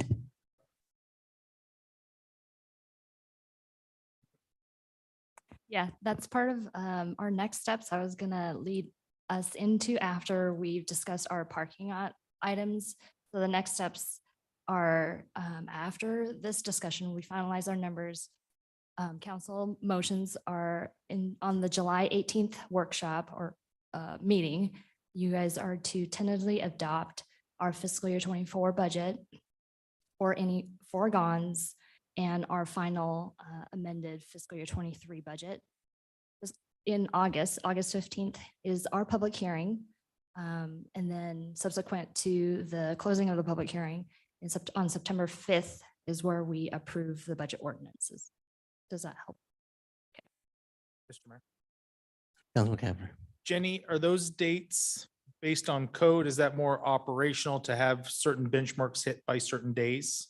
Can you kind of walk us through those, why those dates were selected? Yes, and part of it is during our budget calendar timeline. It is per code. We have to meet certain deadlines by code. So we back into that deadline. And these are the dates that we arrived at. Mayor, follow up. Councilman Cavanagh. Council has to make a decision then by August 15th at the latest? That's the public hearing. Uh-huh. So public hearing, we open up to the public. We have 2 weeks for any comment, feedback by the public. And then at the closing of the public hearing, September 15th is the final decision. Yes. Mr. Mayor. Councilman Pro. Finance was kind enough to send us an email on 16th with some estimates for the increases to the 15 steps per year. And I'm wondering if you can share if there is kind of like a plus or minus percentage on these estimates. So because as I look at this, obviously, this is just estimating that each position will move through the 15 years at exactly the same time, where some positions may reach their 15-year wage at year 7 or something along those lines. So can you just help us understand the calculation method that you went through for these dollar amounts? And if there is any, I guess, contingencies put in based on the fact that it may not play out, or the possibility that the wages, we may have another study in 3 years and there may be another recommendation that wages are increased another percentage. So help me understand exactly, kind of the base of what was used here. I appreciate the question, Councilmember Pro. So the analysis was conducted at a point in time with the known individuals or known FTEs for the city. You are correct that the numbers are going to be they're going to be different in the future. We do an annual budget. So this allows you, council, to acknowledge, deny, approve the proposal for you on an annual basis. So that is how we're going to present that to you. Right now, if we do it, again, we know that there's going to be turnover between now and the end of fiscal 2024. So we did not do a projection of who we think, who we might lose, who we might add. So we did not do any scenarios like that. You're correct that we are going to adjust the salaries most likely in 2 to 3 years when we do another market study. So again, things will change. So we only did one scenario. It was what is it with the best data we have for today, knowing that a market study is going to change it. Turnover is going to change it. Do we expedite another fire station, police station? That's going to change it. So you're correct. The numbers are going to change over the year, but that's why we do an annual budget. So we present to you, this is the impact for this year, following the guidelines that we will develop for you and propose to you. So again, we do have that as how we present to you and the citizens on an annual basis. Best estimates right now, that's what we have.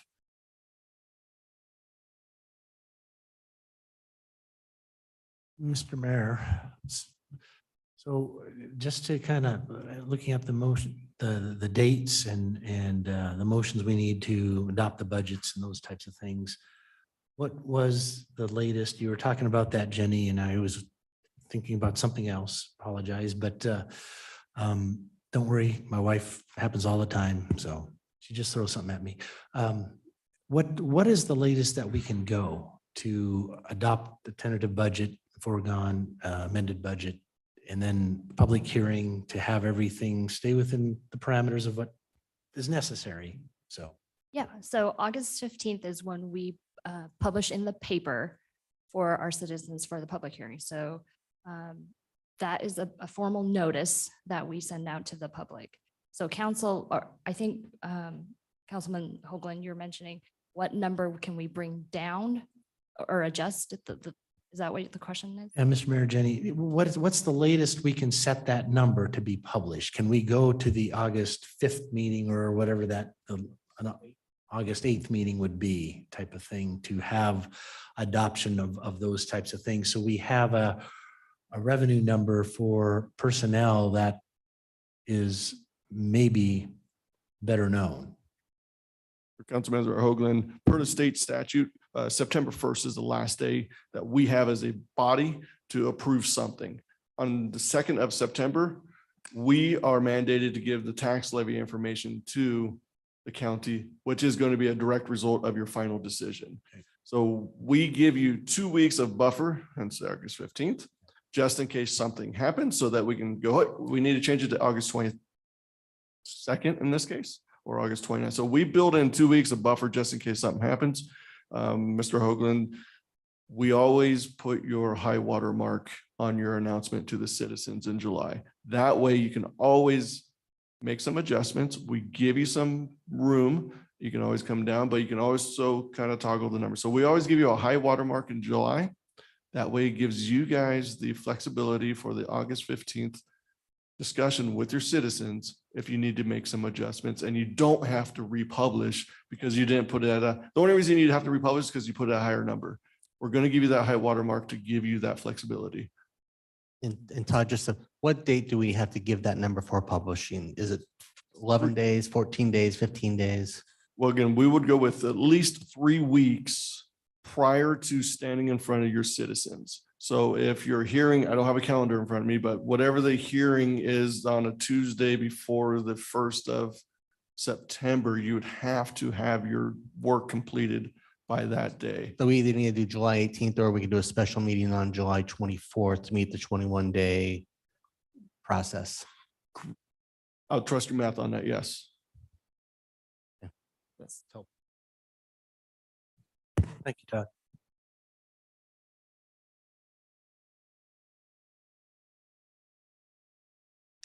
So with that, are there any decisions that want to be made on the last item in the parking lot today, or are those items of you would rather entertain at a July 18th meeting, assuming all council would be present? Mr. Mayor, Councilman Cavanagh. Mr. Mayor, I think at least a conversation about foregone now seems appropriate. I know in years past, there's been, I think the council hasn't necessarily wanted to jump into that conversation about foregone right at the point that we're set to approve or publish a budget number. So just in light of that is the reason why I brought it up in our last meeting. I think it's a good conversation, at least for maybe where the council would want to go, recognizing that a percentage increase could shift or morph depending on some other budget considerations. But perhaps a discussion about what our council's intention would be with whatever that foregone amount is a worthy conversation, particularly in light, I think, of our significant fund balance. How much would be, how much, so you're right now talking about whatever we don't, if we don't take us all the 3%, eliminating that from being added to our foregone is and I think that's we're about 500,000 per percentage. Is that right? For 460. Mr. Mayor, rough number, you're fine, 500,000, 460, 470, yeah. So if we were to stay at the 1.6, you're gonna be looking about 650 in foregone but depending on where things move to at the end of the day, there could be more or less. Mr. Mayor. Councilman Cavanagh. Maybe just a question for staff about, I think it's good for council to take on what potential risks we would face by not taking the foregone, what we should be aware of. I think if we have that conversation, just going into it eyes wide open. Yeah, I think they're. Or do you want me to?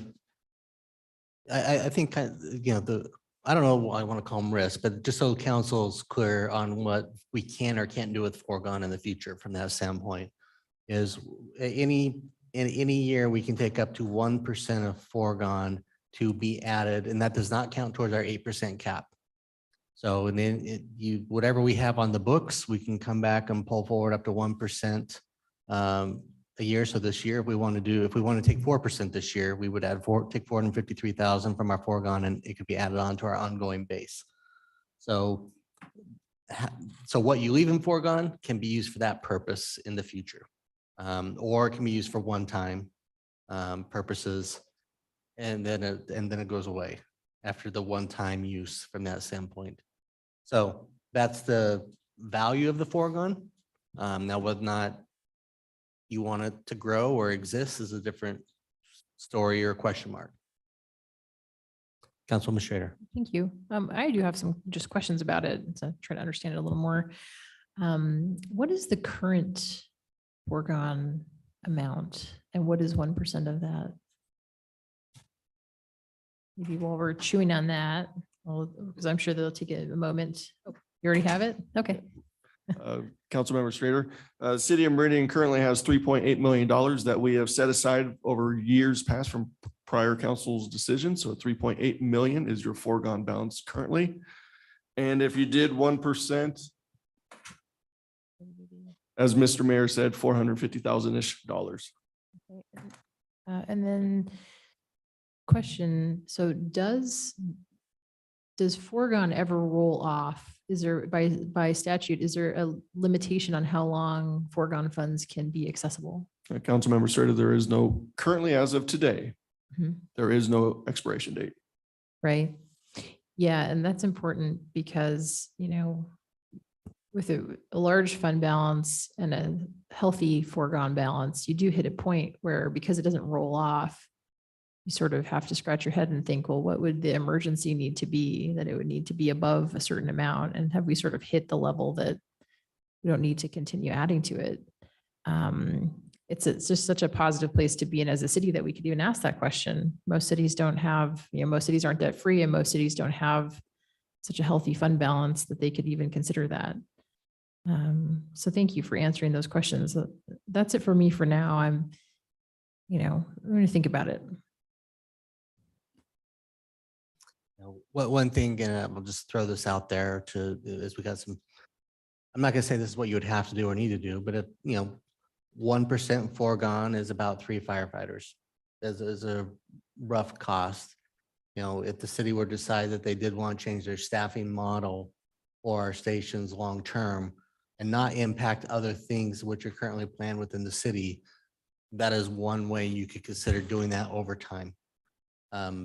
I can say you should or shouldn't. I'm just pointing that out, because that is not our current base budget is not built with a different staffing model at our stations in mind, and that could be a legitimate use that people could consider if necessary.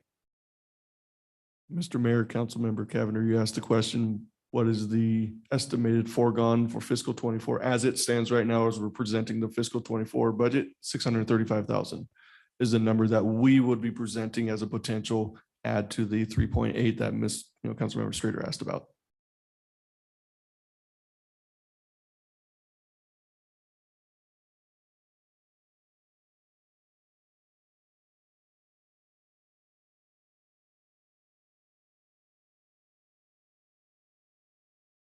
Mr. Mayor, Councilman Borton. is the last bullet a parking lot item really then?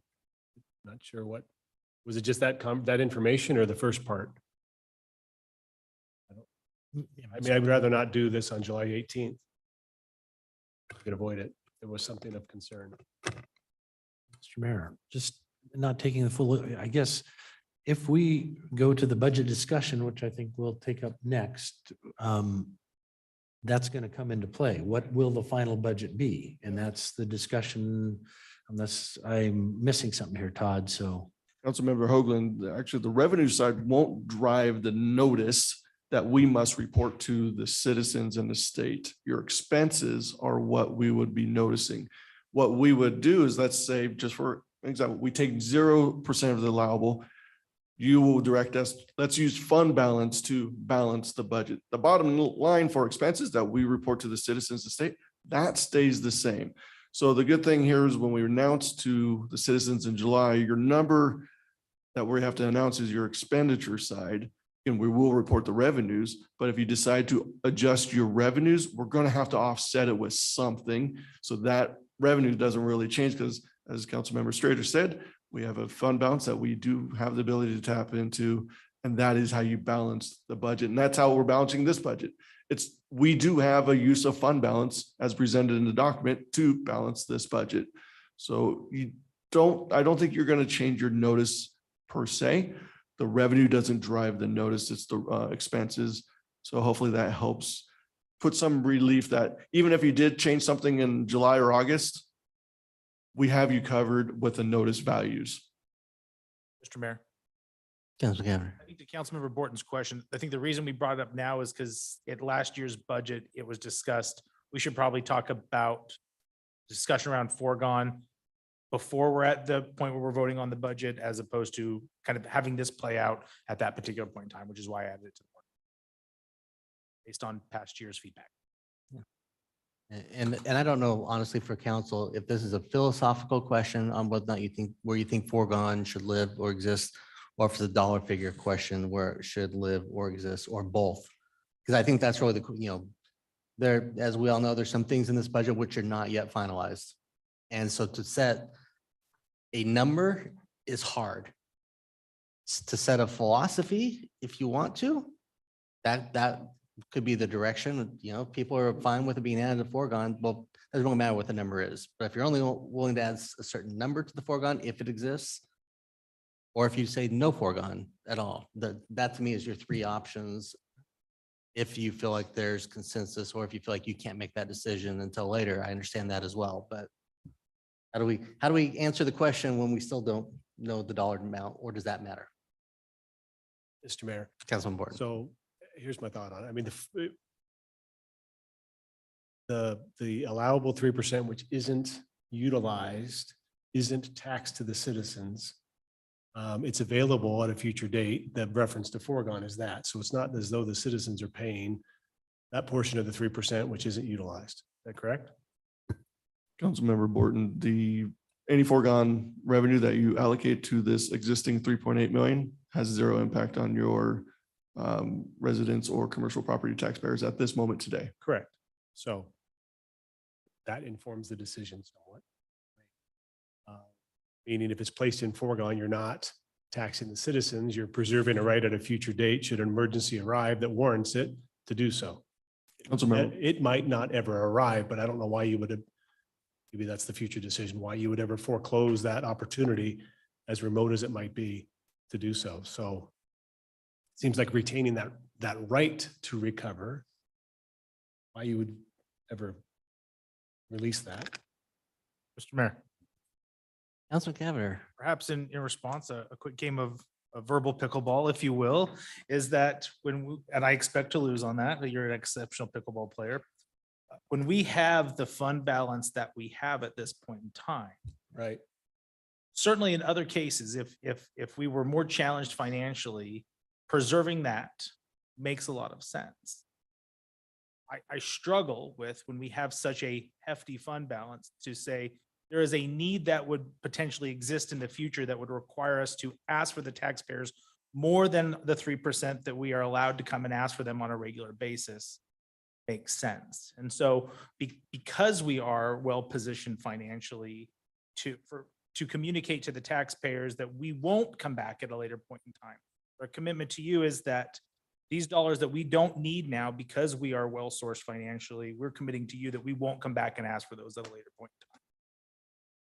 Mr. Mayor, Councilwoman Strader. just to chime in with like sort of how my thinking is evolving on it. So Councilman Borton, I used to be in complete alignment with your philosophy. But what I've seen though in the last few years is that we have consistently underestimated our revenues. We have consistently not met our expected expenses. And so we've managed the city very well financially. And I don't view it that differently than like the healthcare trust, for example. I just feel like there is a point where philosophically you would have to say, okay, our fund balance is significant enough, and the foregone we have, frankly, is significant enough that it does cover any emergency that I can wrap my head around. And if it was something catastrophic, I'm assuming that, federal dollars would be involved at that point. So I'm just sort of looking at it not that differently than sort of how we self-insure our healthcare trust. It doesn't feel that different to me. We have a very significant fund balance. We have a very significant foregone that exists. I'm not there yet, but I'm starting to try to wrap my head around how much is plenty. I think we might be there. Respond a bit to both. I don't know if the decision, it's a fun debate It is. philosophically. Unrelated anecdote was kind of illustrates the point. Over at my 85-year-old dad's house and looking at tools on the tool chest or on his tool bench, workbench. And one of the things that he does is keep everything. And amongst the items on his pegboard are some tools that I swear I've never seen him use, have never come out. And my initial short-term reaction is it's just storage, it's not needed. Throw the tool away. Get rid of it, donate it. And he will never donate away a tool. And his response is, you never know. You never know when you need it. I can't anticipate and come up with every single scenario that could occur to a city that could make me guarantee that something would never be necessary in the future, that there might not be some great fluctuation in a future staffing expense or we've got stagnant growth and then in 2040 there's tremendous growth, something that necessitates using it. I just don't know why you would ever throw away the tool. It provides zero benefit by getting rid of it and provides more than a 0% risk to the city. So I would keep the tool on the pegboard, even if none of us ever touch it. And if I could just weigh in from that standpoint, yeah, I agree that from with a strong fund balance, the odds that we're going to go for a one-time capital cost out of that is low. But you've also, I'm not going to say anything people haven't heard. Todd would tell you to take 3% every year right now.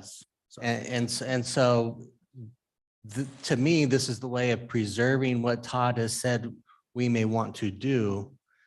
By not taking it all now, it's still there. We can come back and grab it if we ever really need it. And that's to me is the more likely scenario as compared to just taking it when I felt like we've provided a budget that meets the needs based upon those current revenues. But as we see from the state, those revenues can change. They can go in and modify them.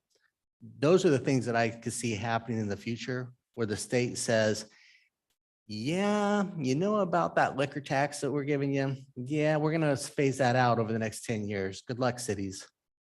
Could happen and no replacement. They haven't been making decisions where they don't give us replacements when they take away dollars.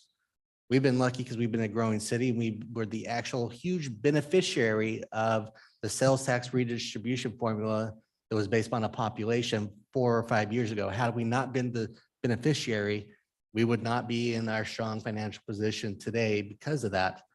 So state law is going to likely dictate how, if, when, or why you would go in and access those dollars because other revenue streams may become a challenge for things that we want to implement. But we could eliminate the foregone discussion, just take the full 3%. And that part doesn't even need to be part of the conversation. Mr. Mayor, Councilman Cavanagh. there's always an option. That is what you're proposing. I'm open to hearing from you on that, but I don't think that's what you're proposing. right? You have myself, the CFO, and the director of leadership team's proposal on a budget in front of you because we thought it achieves our goals and benefits. I didn't put in a foregone recommendation, but I think it is a wise thing to retain because it has no direct impact to our residents. Correct. And if the legislature changes it, says we have to start taxing people if we keep it in there, I guess that would be a different conversation. Think we could play pickleball on the same side? Okay. Mr. Mayor. Like a demolition derby. Yeah, Councilman Hoagland. I see foregone as an insurance policy, if you will. Councilwoman Strader raises a good point. Is there a limit? Is there a place where you go 5 million or 10 million? Do we really need more than that? And I don't know the answer to that. So that's kind of theoretical for finance to play around with, while looking at fund balance and this. And to your point, Mary, you make a solid argument regarding what happens when state laws are changed and the funding's not available anymore. What do we do? So that's why I'm a fan of keeping fund balance. But yeah, is there a point that we go, okay, that foregone balance is sufficient for foreseeable future? You can't predict everything, but I don't think we're there. That I don't think the 635 that we would add to this is a tipping point or anything. But yeah, theoretically, is there an upper limit of what it could be?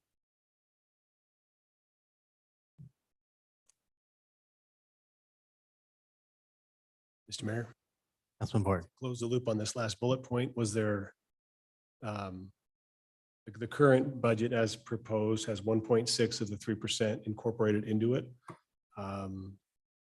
Alliance has not taken the fully allowable. The current budget says let's not take the full allowable. Is everyone at present comfortable with the 1.6 of the 3 as included in the draft budget being the correct amount of recurring revenue from that source? I don't know if that was that issue. Maybe it's not. Mr. Mayor and Councilman Borton, I think discussion on that doesn't mean you're supporting or opposing the budget. It's just the 3%, Councilman Cavanagh, because your approach is take it. And Mr. Mayor, Council President, I think that kind of to our previous conversation, there are still a lot of intangibles that have yet to be formalized on our budget. So that percentage could shift potentially, could go up, it could go down. And so I think, again, that's what this whole process is about, is determining our budget, our proposed budget. And so certainly I think staff has made the case of this is a blend of tax increase, fund balance transfer. So again, I don't know if that was directed towards me or all of us holistically. The percentage, thank you. The percentage as proposed right now at the current budget, I'm in support of. I think the mayor and our department directors, CFO have made the case as to the why and why the transfer of the fund balance is necessary.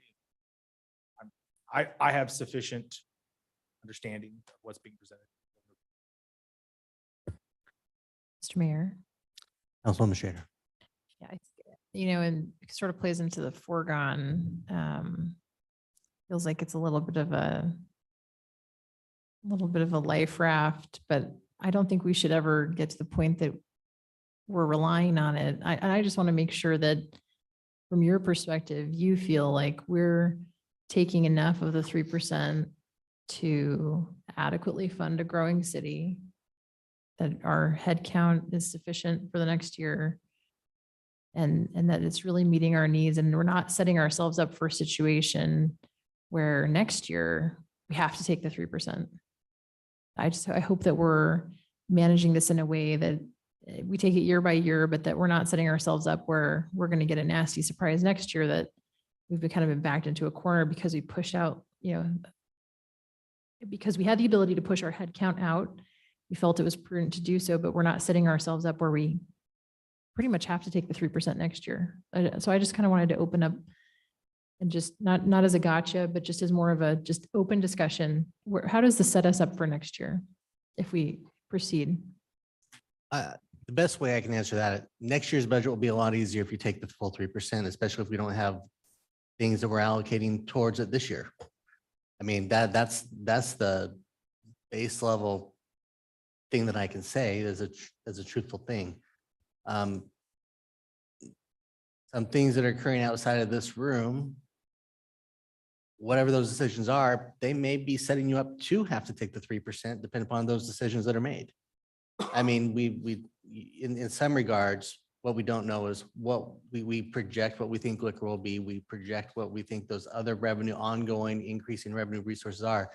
But if those fall down or don't go at projections, you talk about our CFO's conservative. Well, what if he was liberal? And we have obligations to our police department, our fire department, a step plan, plus I just can't predict for you to say the 3% will or won't be needed in next year because of those other revenue sources. I thought we were going to be in a situation this year where we had to take it, to be honest with you. But revenue projections dictated that otherwise. But I was prepared to ask for the 3% based on all the things that we were doing, the commitments we made to our employees, our other ongoing things. So I don't want people to think that I'm not prepared to do what, at least from my perspective, election year, non-election year, 3%, not 3%. To me, I look at Todd and I say, Todd, are we good moving forward with our ongoing expenses? And he says, yes. And he's going to tell you to take the 3% every year to make it just so we're really good, but that's the hard part. And I want to put words in your mouth, Todd. I think it would be fantastic to hear from Todd on that. Because he's our CFO. So let's hear from Todd. Councilmember Strader, as Robert stated, I do believe taking the 3% is the sound decision for the city of Meridian. Again, I do believe over the years that we have always treated the 3% as the cost of doing business for the city of Meridian. Health costs, utility costs, personnel costs, supply costs, those all change. And the United States has an annual inflation change of 2.44 on an annualized average every year. So I have to project that costs are going to increase at a minimum of 2.44% on an annualized basis. So where do I get that additional revenue to cover the expenses? In my opinion, the state of Idaho has given us a 3% allowable lever, and that is what I've promoted and what I believe we should continue to use to cover those costs of doing business. Merit, compensation, healthcare, again, those are all costs of doing business. And that's the lever I believe we should be continue to use, and we have used it in the past. And I believe that's a sound resource for us. If development stops or slows down dramatically, I don't have that new construction revenue, but I have that one lever called the 3%. And that helps make sure that I can pay the employees what we believe is the market competitive rate, make sure we cover insurance, make sure we pay the utility bills. That is my theory and philosophy on the 3% for the city of Meridian, what the few levers that we have from the state of Idaho's legislature. I'm not sure if that answers your question, but that's my theory and philosophy. And that's what previous CFO has trained me, what we do. It's the city. That's what we've been doing for the city of Meridian for the last 25 years. Mr. Mayor. Councilman Strader. Thank you. No, I mean, I appreciate your commentary and insight on that. I never want us to take more than we need to, and taxpayer funds are sacred. At the same time, we have deferred a significant amount of headcount for a year.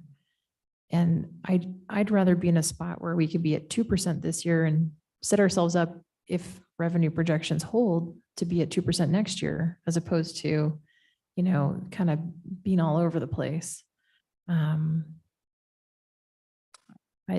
view it as a very lean budget, and I think it's appropriate to try to defer as much as we can, but in an environment where inflation has exceeded 8% per annum for a couple of years, it sort of boggles the mind how I don't think we could sustain this kind of a property tax increase on a regular basis. And I'd feel comfortable if we were able to narrow in on something that was a sustainable amount from year to year. It's hard to do that, though. Very hard to project that. But I think it's a good discussion.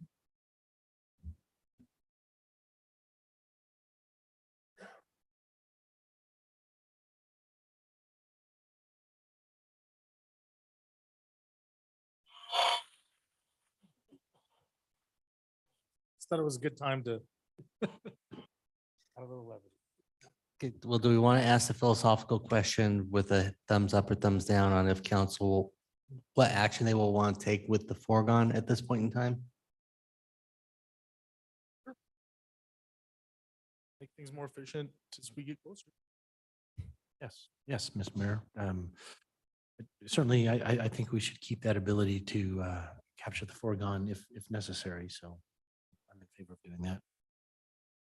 Is that and there's a variety of opinions on that, but There, three. Mr. Mayor? Councilman Schrader. No, I disagree. I think it's worth researching further, but based on, I had asked finance a few months ago for kind of a recap of our revenue projections for, the last, I think, 7 years and our expenses. And I am convinced that we have overshot the mark to the extent in combination with our fund balance that I don't think we need the foregone. I think it's like I said, I think it's like our health insurance trust. I think we've self-insured ourselves in the case of an emergency.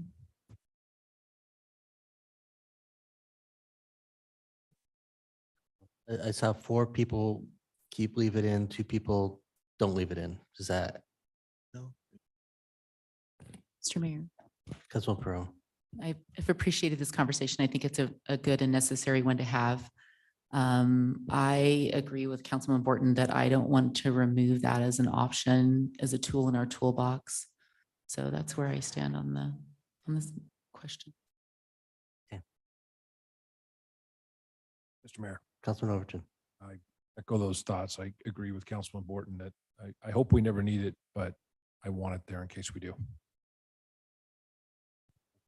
That will leave direction on the foregone issue. So that the question is the 1.6 to 2 to 3. And, I know Councilwoman Pro made comments about maybe there's some other stuff that she was maybe, I don't know if you were going to want to bring those up now or where conversations are going, if there's other things that we want to include in the budget, because that could change that number. I wasn't clear on your other earlier comments where you were talking about, I didn't know if there are other positions you are wanting to bring in to the conversation at this point in time. Thank you, Mr. Mayor, for asking that question. I really appreciate it. There isn't anything specific at this time. It's just my understanding from conversations that I've had with a variety of our staff that there are positions that they feel are necessary and that, I don't think Meridian should change its process of justifying every position. I think that's a critical part of how we keep the city debt-free. It's a critical part of how we manage our budget process. But I do believe that we have departments that are really struggling with employees that are working longer hours. We have departments that are doing their very best to be efficient, but still are not able to get tasks done that they would prefer to have done. And things are getting set aside that some staff believe should be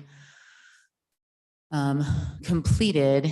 And they're, in my opinion, we have asked a lot of new things from the staff in the last 2 years, from analyzing information for us as we create the budget, from decisions that we've made week by week. And, each hearing that we have has been an opportunity for us to ask staff to work on a new project here and there that helps us with the information that we need to make our decisions. And we have asked a lot of them in the last couple of years. I don't know if that's different from me being on council prior. Could be the same, it could be different. But given how much we have asked of our staff and the fact that we haven't increased positions at the rate at which our city has grown, and I personally have not seen what I would consider an appropriate, I guess, study on how many staff we should have per department in relationship to the tasks that department is being asked for. So that's not something that's related to compensation. It's just, here are the functions that department serves. Have we added several new functions to each department and not necessarily appropriately addressed the FTEs that are needed to operate those tasks? And perhaps that has been done, and I'm just not aware of that analysis having been done, but it's my understanding. I don't have a specific FTE that I'm speaking of. I'm just talking about citywide. I've had numerous conversations with directors in which not a single director has ever come and asked me for a specific position that they need. That's the conversation they have with you, the mayor, as you're preparing for the budget. But in conversations related to the amount of work that is being requested, I have inferred from those conversations that there is a need for additional staff in relationship to the tasks that we are asking to be done. If I am not, if I am off base on that, I welcome conversation about it. I welcome, I would welcome being corrected in that. But this is my observation from having known the amount of things that we have asked of our staff and then not seeing FTEs. So I feel like HR as an example, I'm amazed at what our HR team can do for the size city that we are. And I'm amazed at what all our departments can do for the size city that we are, frankly. So that's just my opinion. And it's not based on any particular data, or it's not based on this budget. I do believe that we should do an analysis of the positions that the items that we have been asking for from our departments and I'm not talking about the individual department descriptions. We just went through each individual position and looked at their descriptions and had that reanalyzed, correct? That information is correct so much as that has been the individual tasks that each employee is doing is being properly described to our consultant. I can guarantee that our staff have things that they're picking up that is not in that description. And I understand that we need to use those descriptions to make the big picture decisions about staffing. I think there's still a discrepancy there. That's just my opinion. And I'm not trying to upset the apple cart. I just believe that we are understaffed in some of our departments. And I would like to prioritize that personnel over other budget decisions. That's where I'm at. Mr. Mayor, Councilwoman Schrader. I think, I think what might help, well, just one anecdote is just one example, but the situation in procurement, I think is, not to put anybody on the spot, but I don't want employees to get to a point, that they're really making sacrifices that are totally above and beyond what they should be. I trust you to manage that. And I trust all of our supervisors to elevate their voices about what they need. I think what could help, I haven't seen like a city survey in the last year. I think it's been a while since we've done one where an employee survey, city employee survey. I think it might be great if we could do a city employee survey. And if during the CFP process, which again, I believe needs to be changed, but if Mr. Mayor, you buy into the idea of at least looking at our CFP process and involving council more in that process, if we were able to, I think, be part of the decision-making process in the diagram where the initial requests are brought to the mayor and approved or denied to be included in the CFP. If council had more, I think, insight into that process, I think that would help with the comfort level around, making sure that we're adequately staffing the city for the growing needs. And not that we don't trust anybody, but just, I think it's just critically important that we be part of that process in building the CFP to get that comfort level. I have to, at the end of the day, I have to trust that the conversations were had. I have to trust that the directors elevated what they truly needed and that, they got the support that they needed. But again, it does concern me if we're putting off headcount that we're not setting ourselves up for a situation in the next year. That's all. But just, I guess, just two suggestions for the process for next year would just be more council involvement in the CFP. And I think a city employee survey again would be good to help us identify, not just from directors, but feedback from the employees, who are stretched, where the needs are. These are all good questions. And, I think it also goes back to the directors, because of limited resources, we had to evaluate, do you pay the employees you have, or do you go get more employees?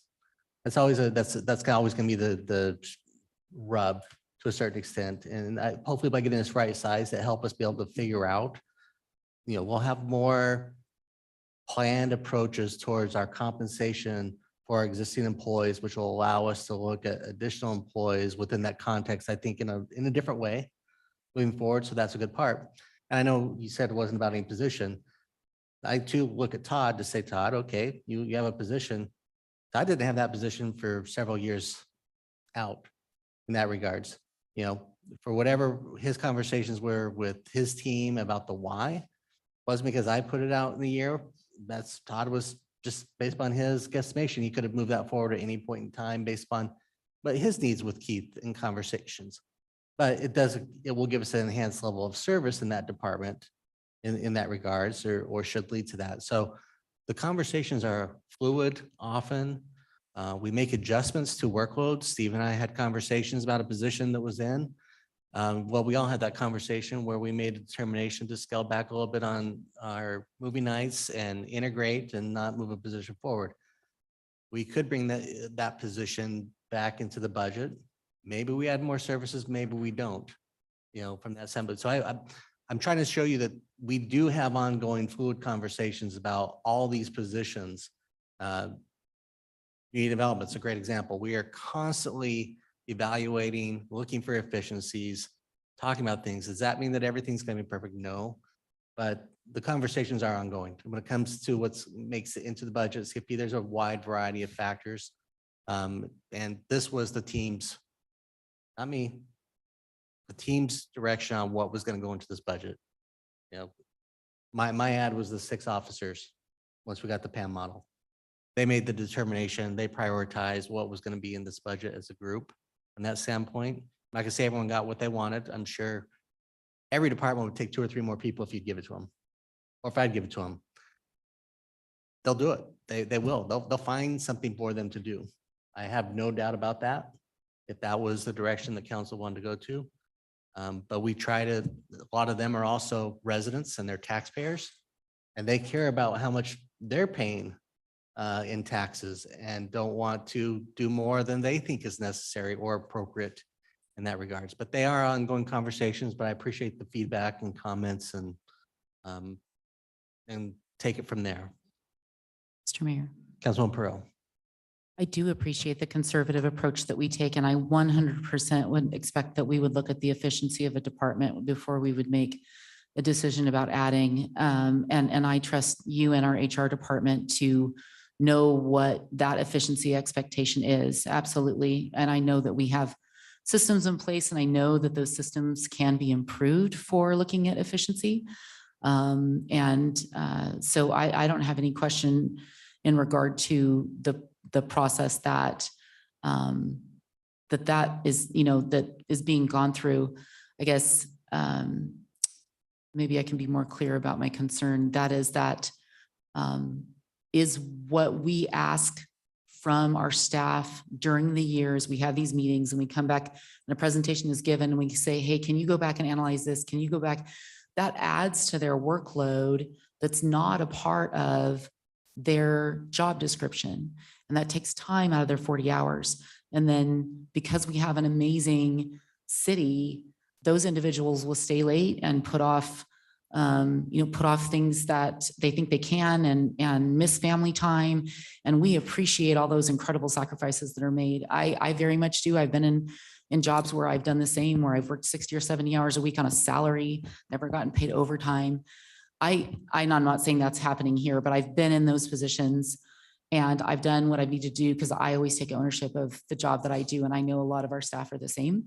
And so I just want to make sure that we are appropriately that we are not overburdening our staff based on the requests that we make from up here in the dais and based on the extra projects that we bring on through the studies that we do. And think last year, the year before, we had like 6 different studies going on through HR, and we normally only have 2. So there's just I feel like we're doing more surveys, more studies, more analysis, which we should be in the rapidly changing environment that we are in. But each one of those results in more information that then results in more directives to our staff. And I personally feel like it's not keeping pace, that the staffing is not keeping pace with it.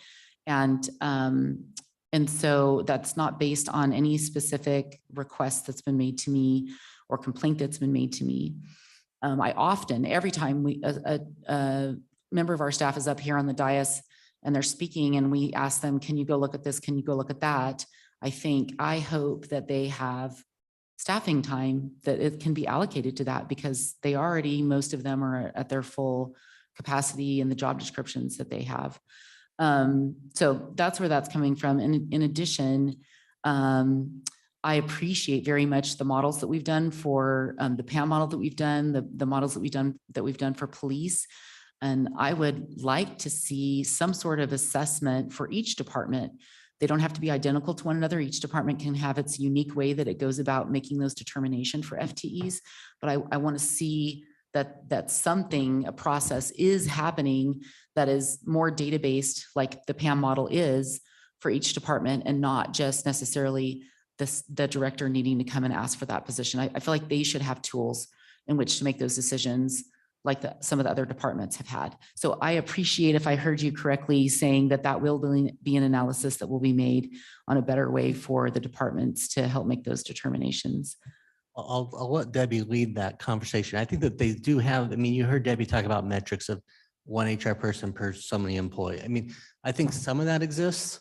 But as I would say, every city is unique. You know, we can't adopt a standard that Garden City has for policing.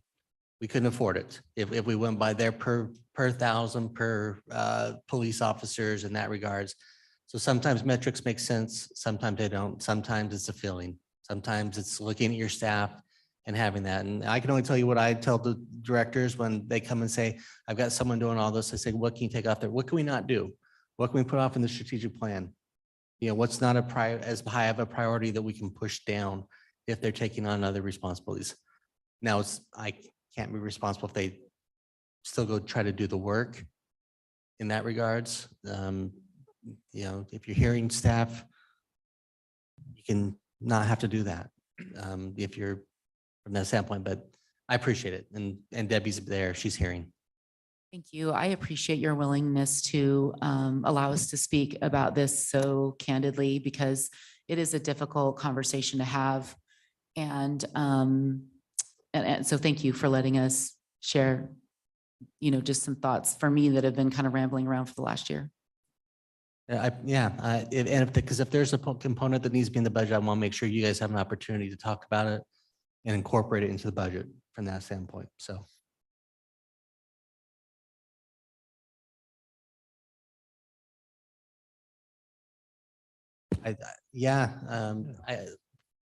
I guess I will ask a question. Are there more conversations that the people need to have on the budget itself?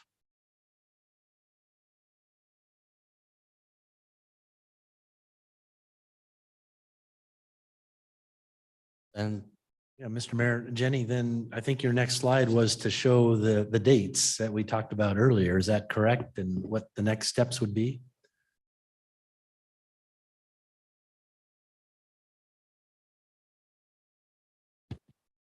I also have another slide in here to go over the final review of the budget, but it sounds like, do we want to entertain approval in each department going forward, or are we in consensus of the budget proposal as is?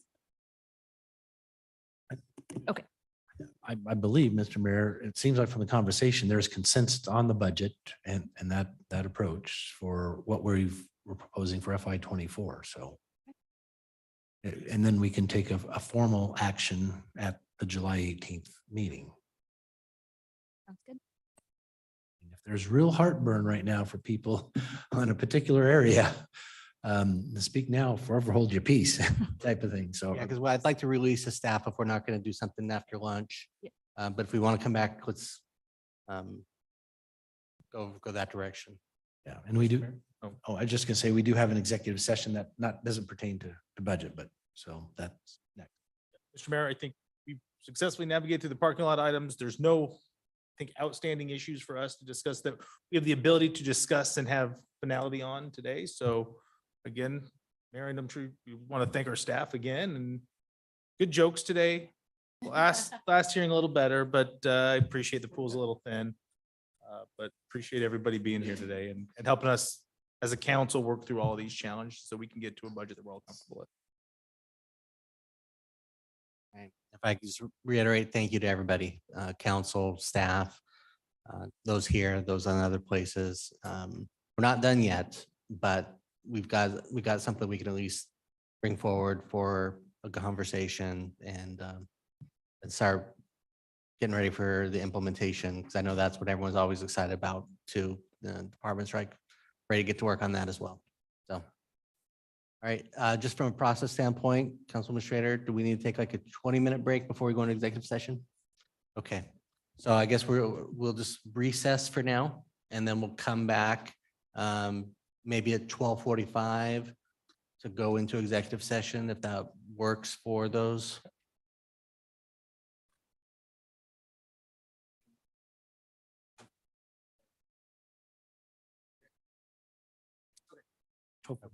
45 works, Mayor. Okay, we will recess till about 12:45.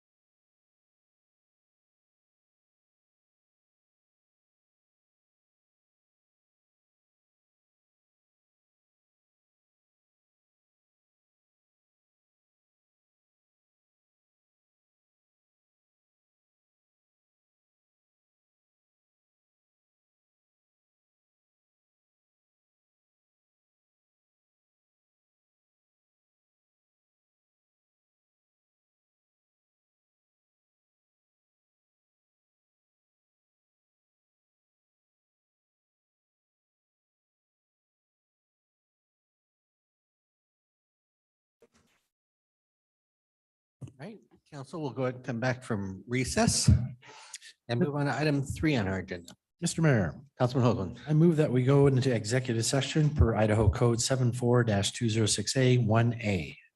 Second. Motion second to go in executive session. Is there any discussion? If not, clerk call the roll. Thank you, Mr. Mayor. Strater. Aye. Overton. Aye. Perot. Aye. Cavanagh. Aye. Borton. Hoagland. Aye. All ayes, motion carries, and we'll go into executive session.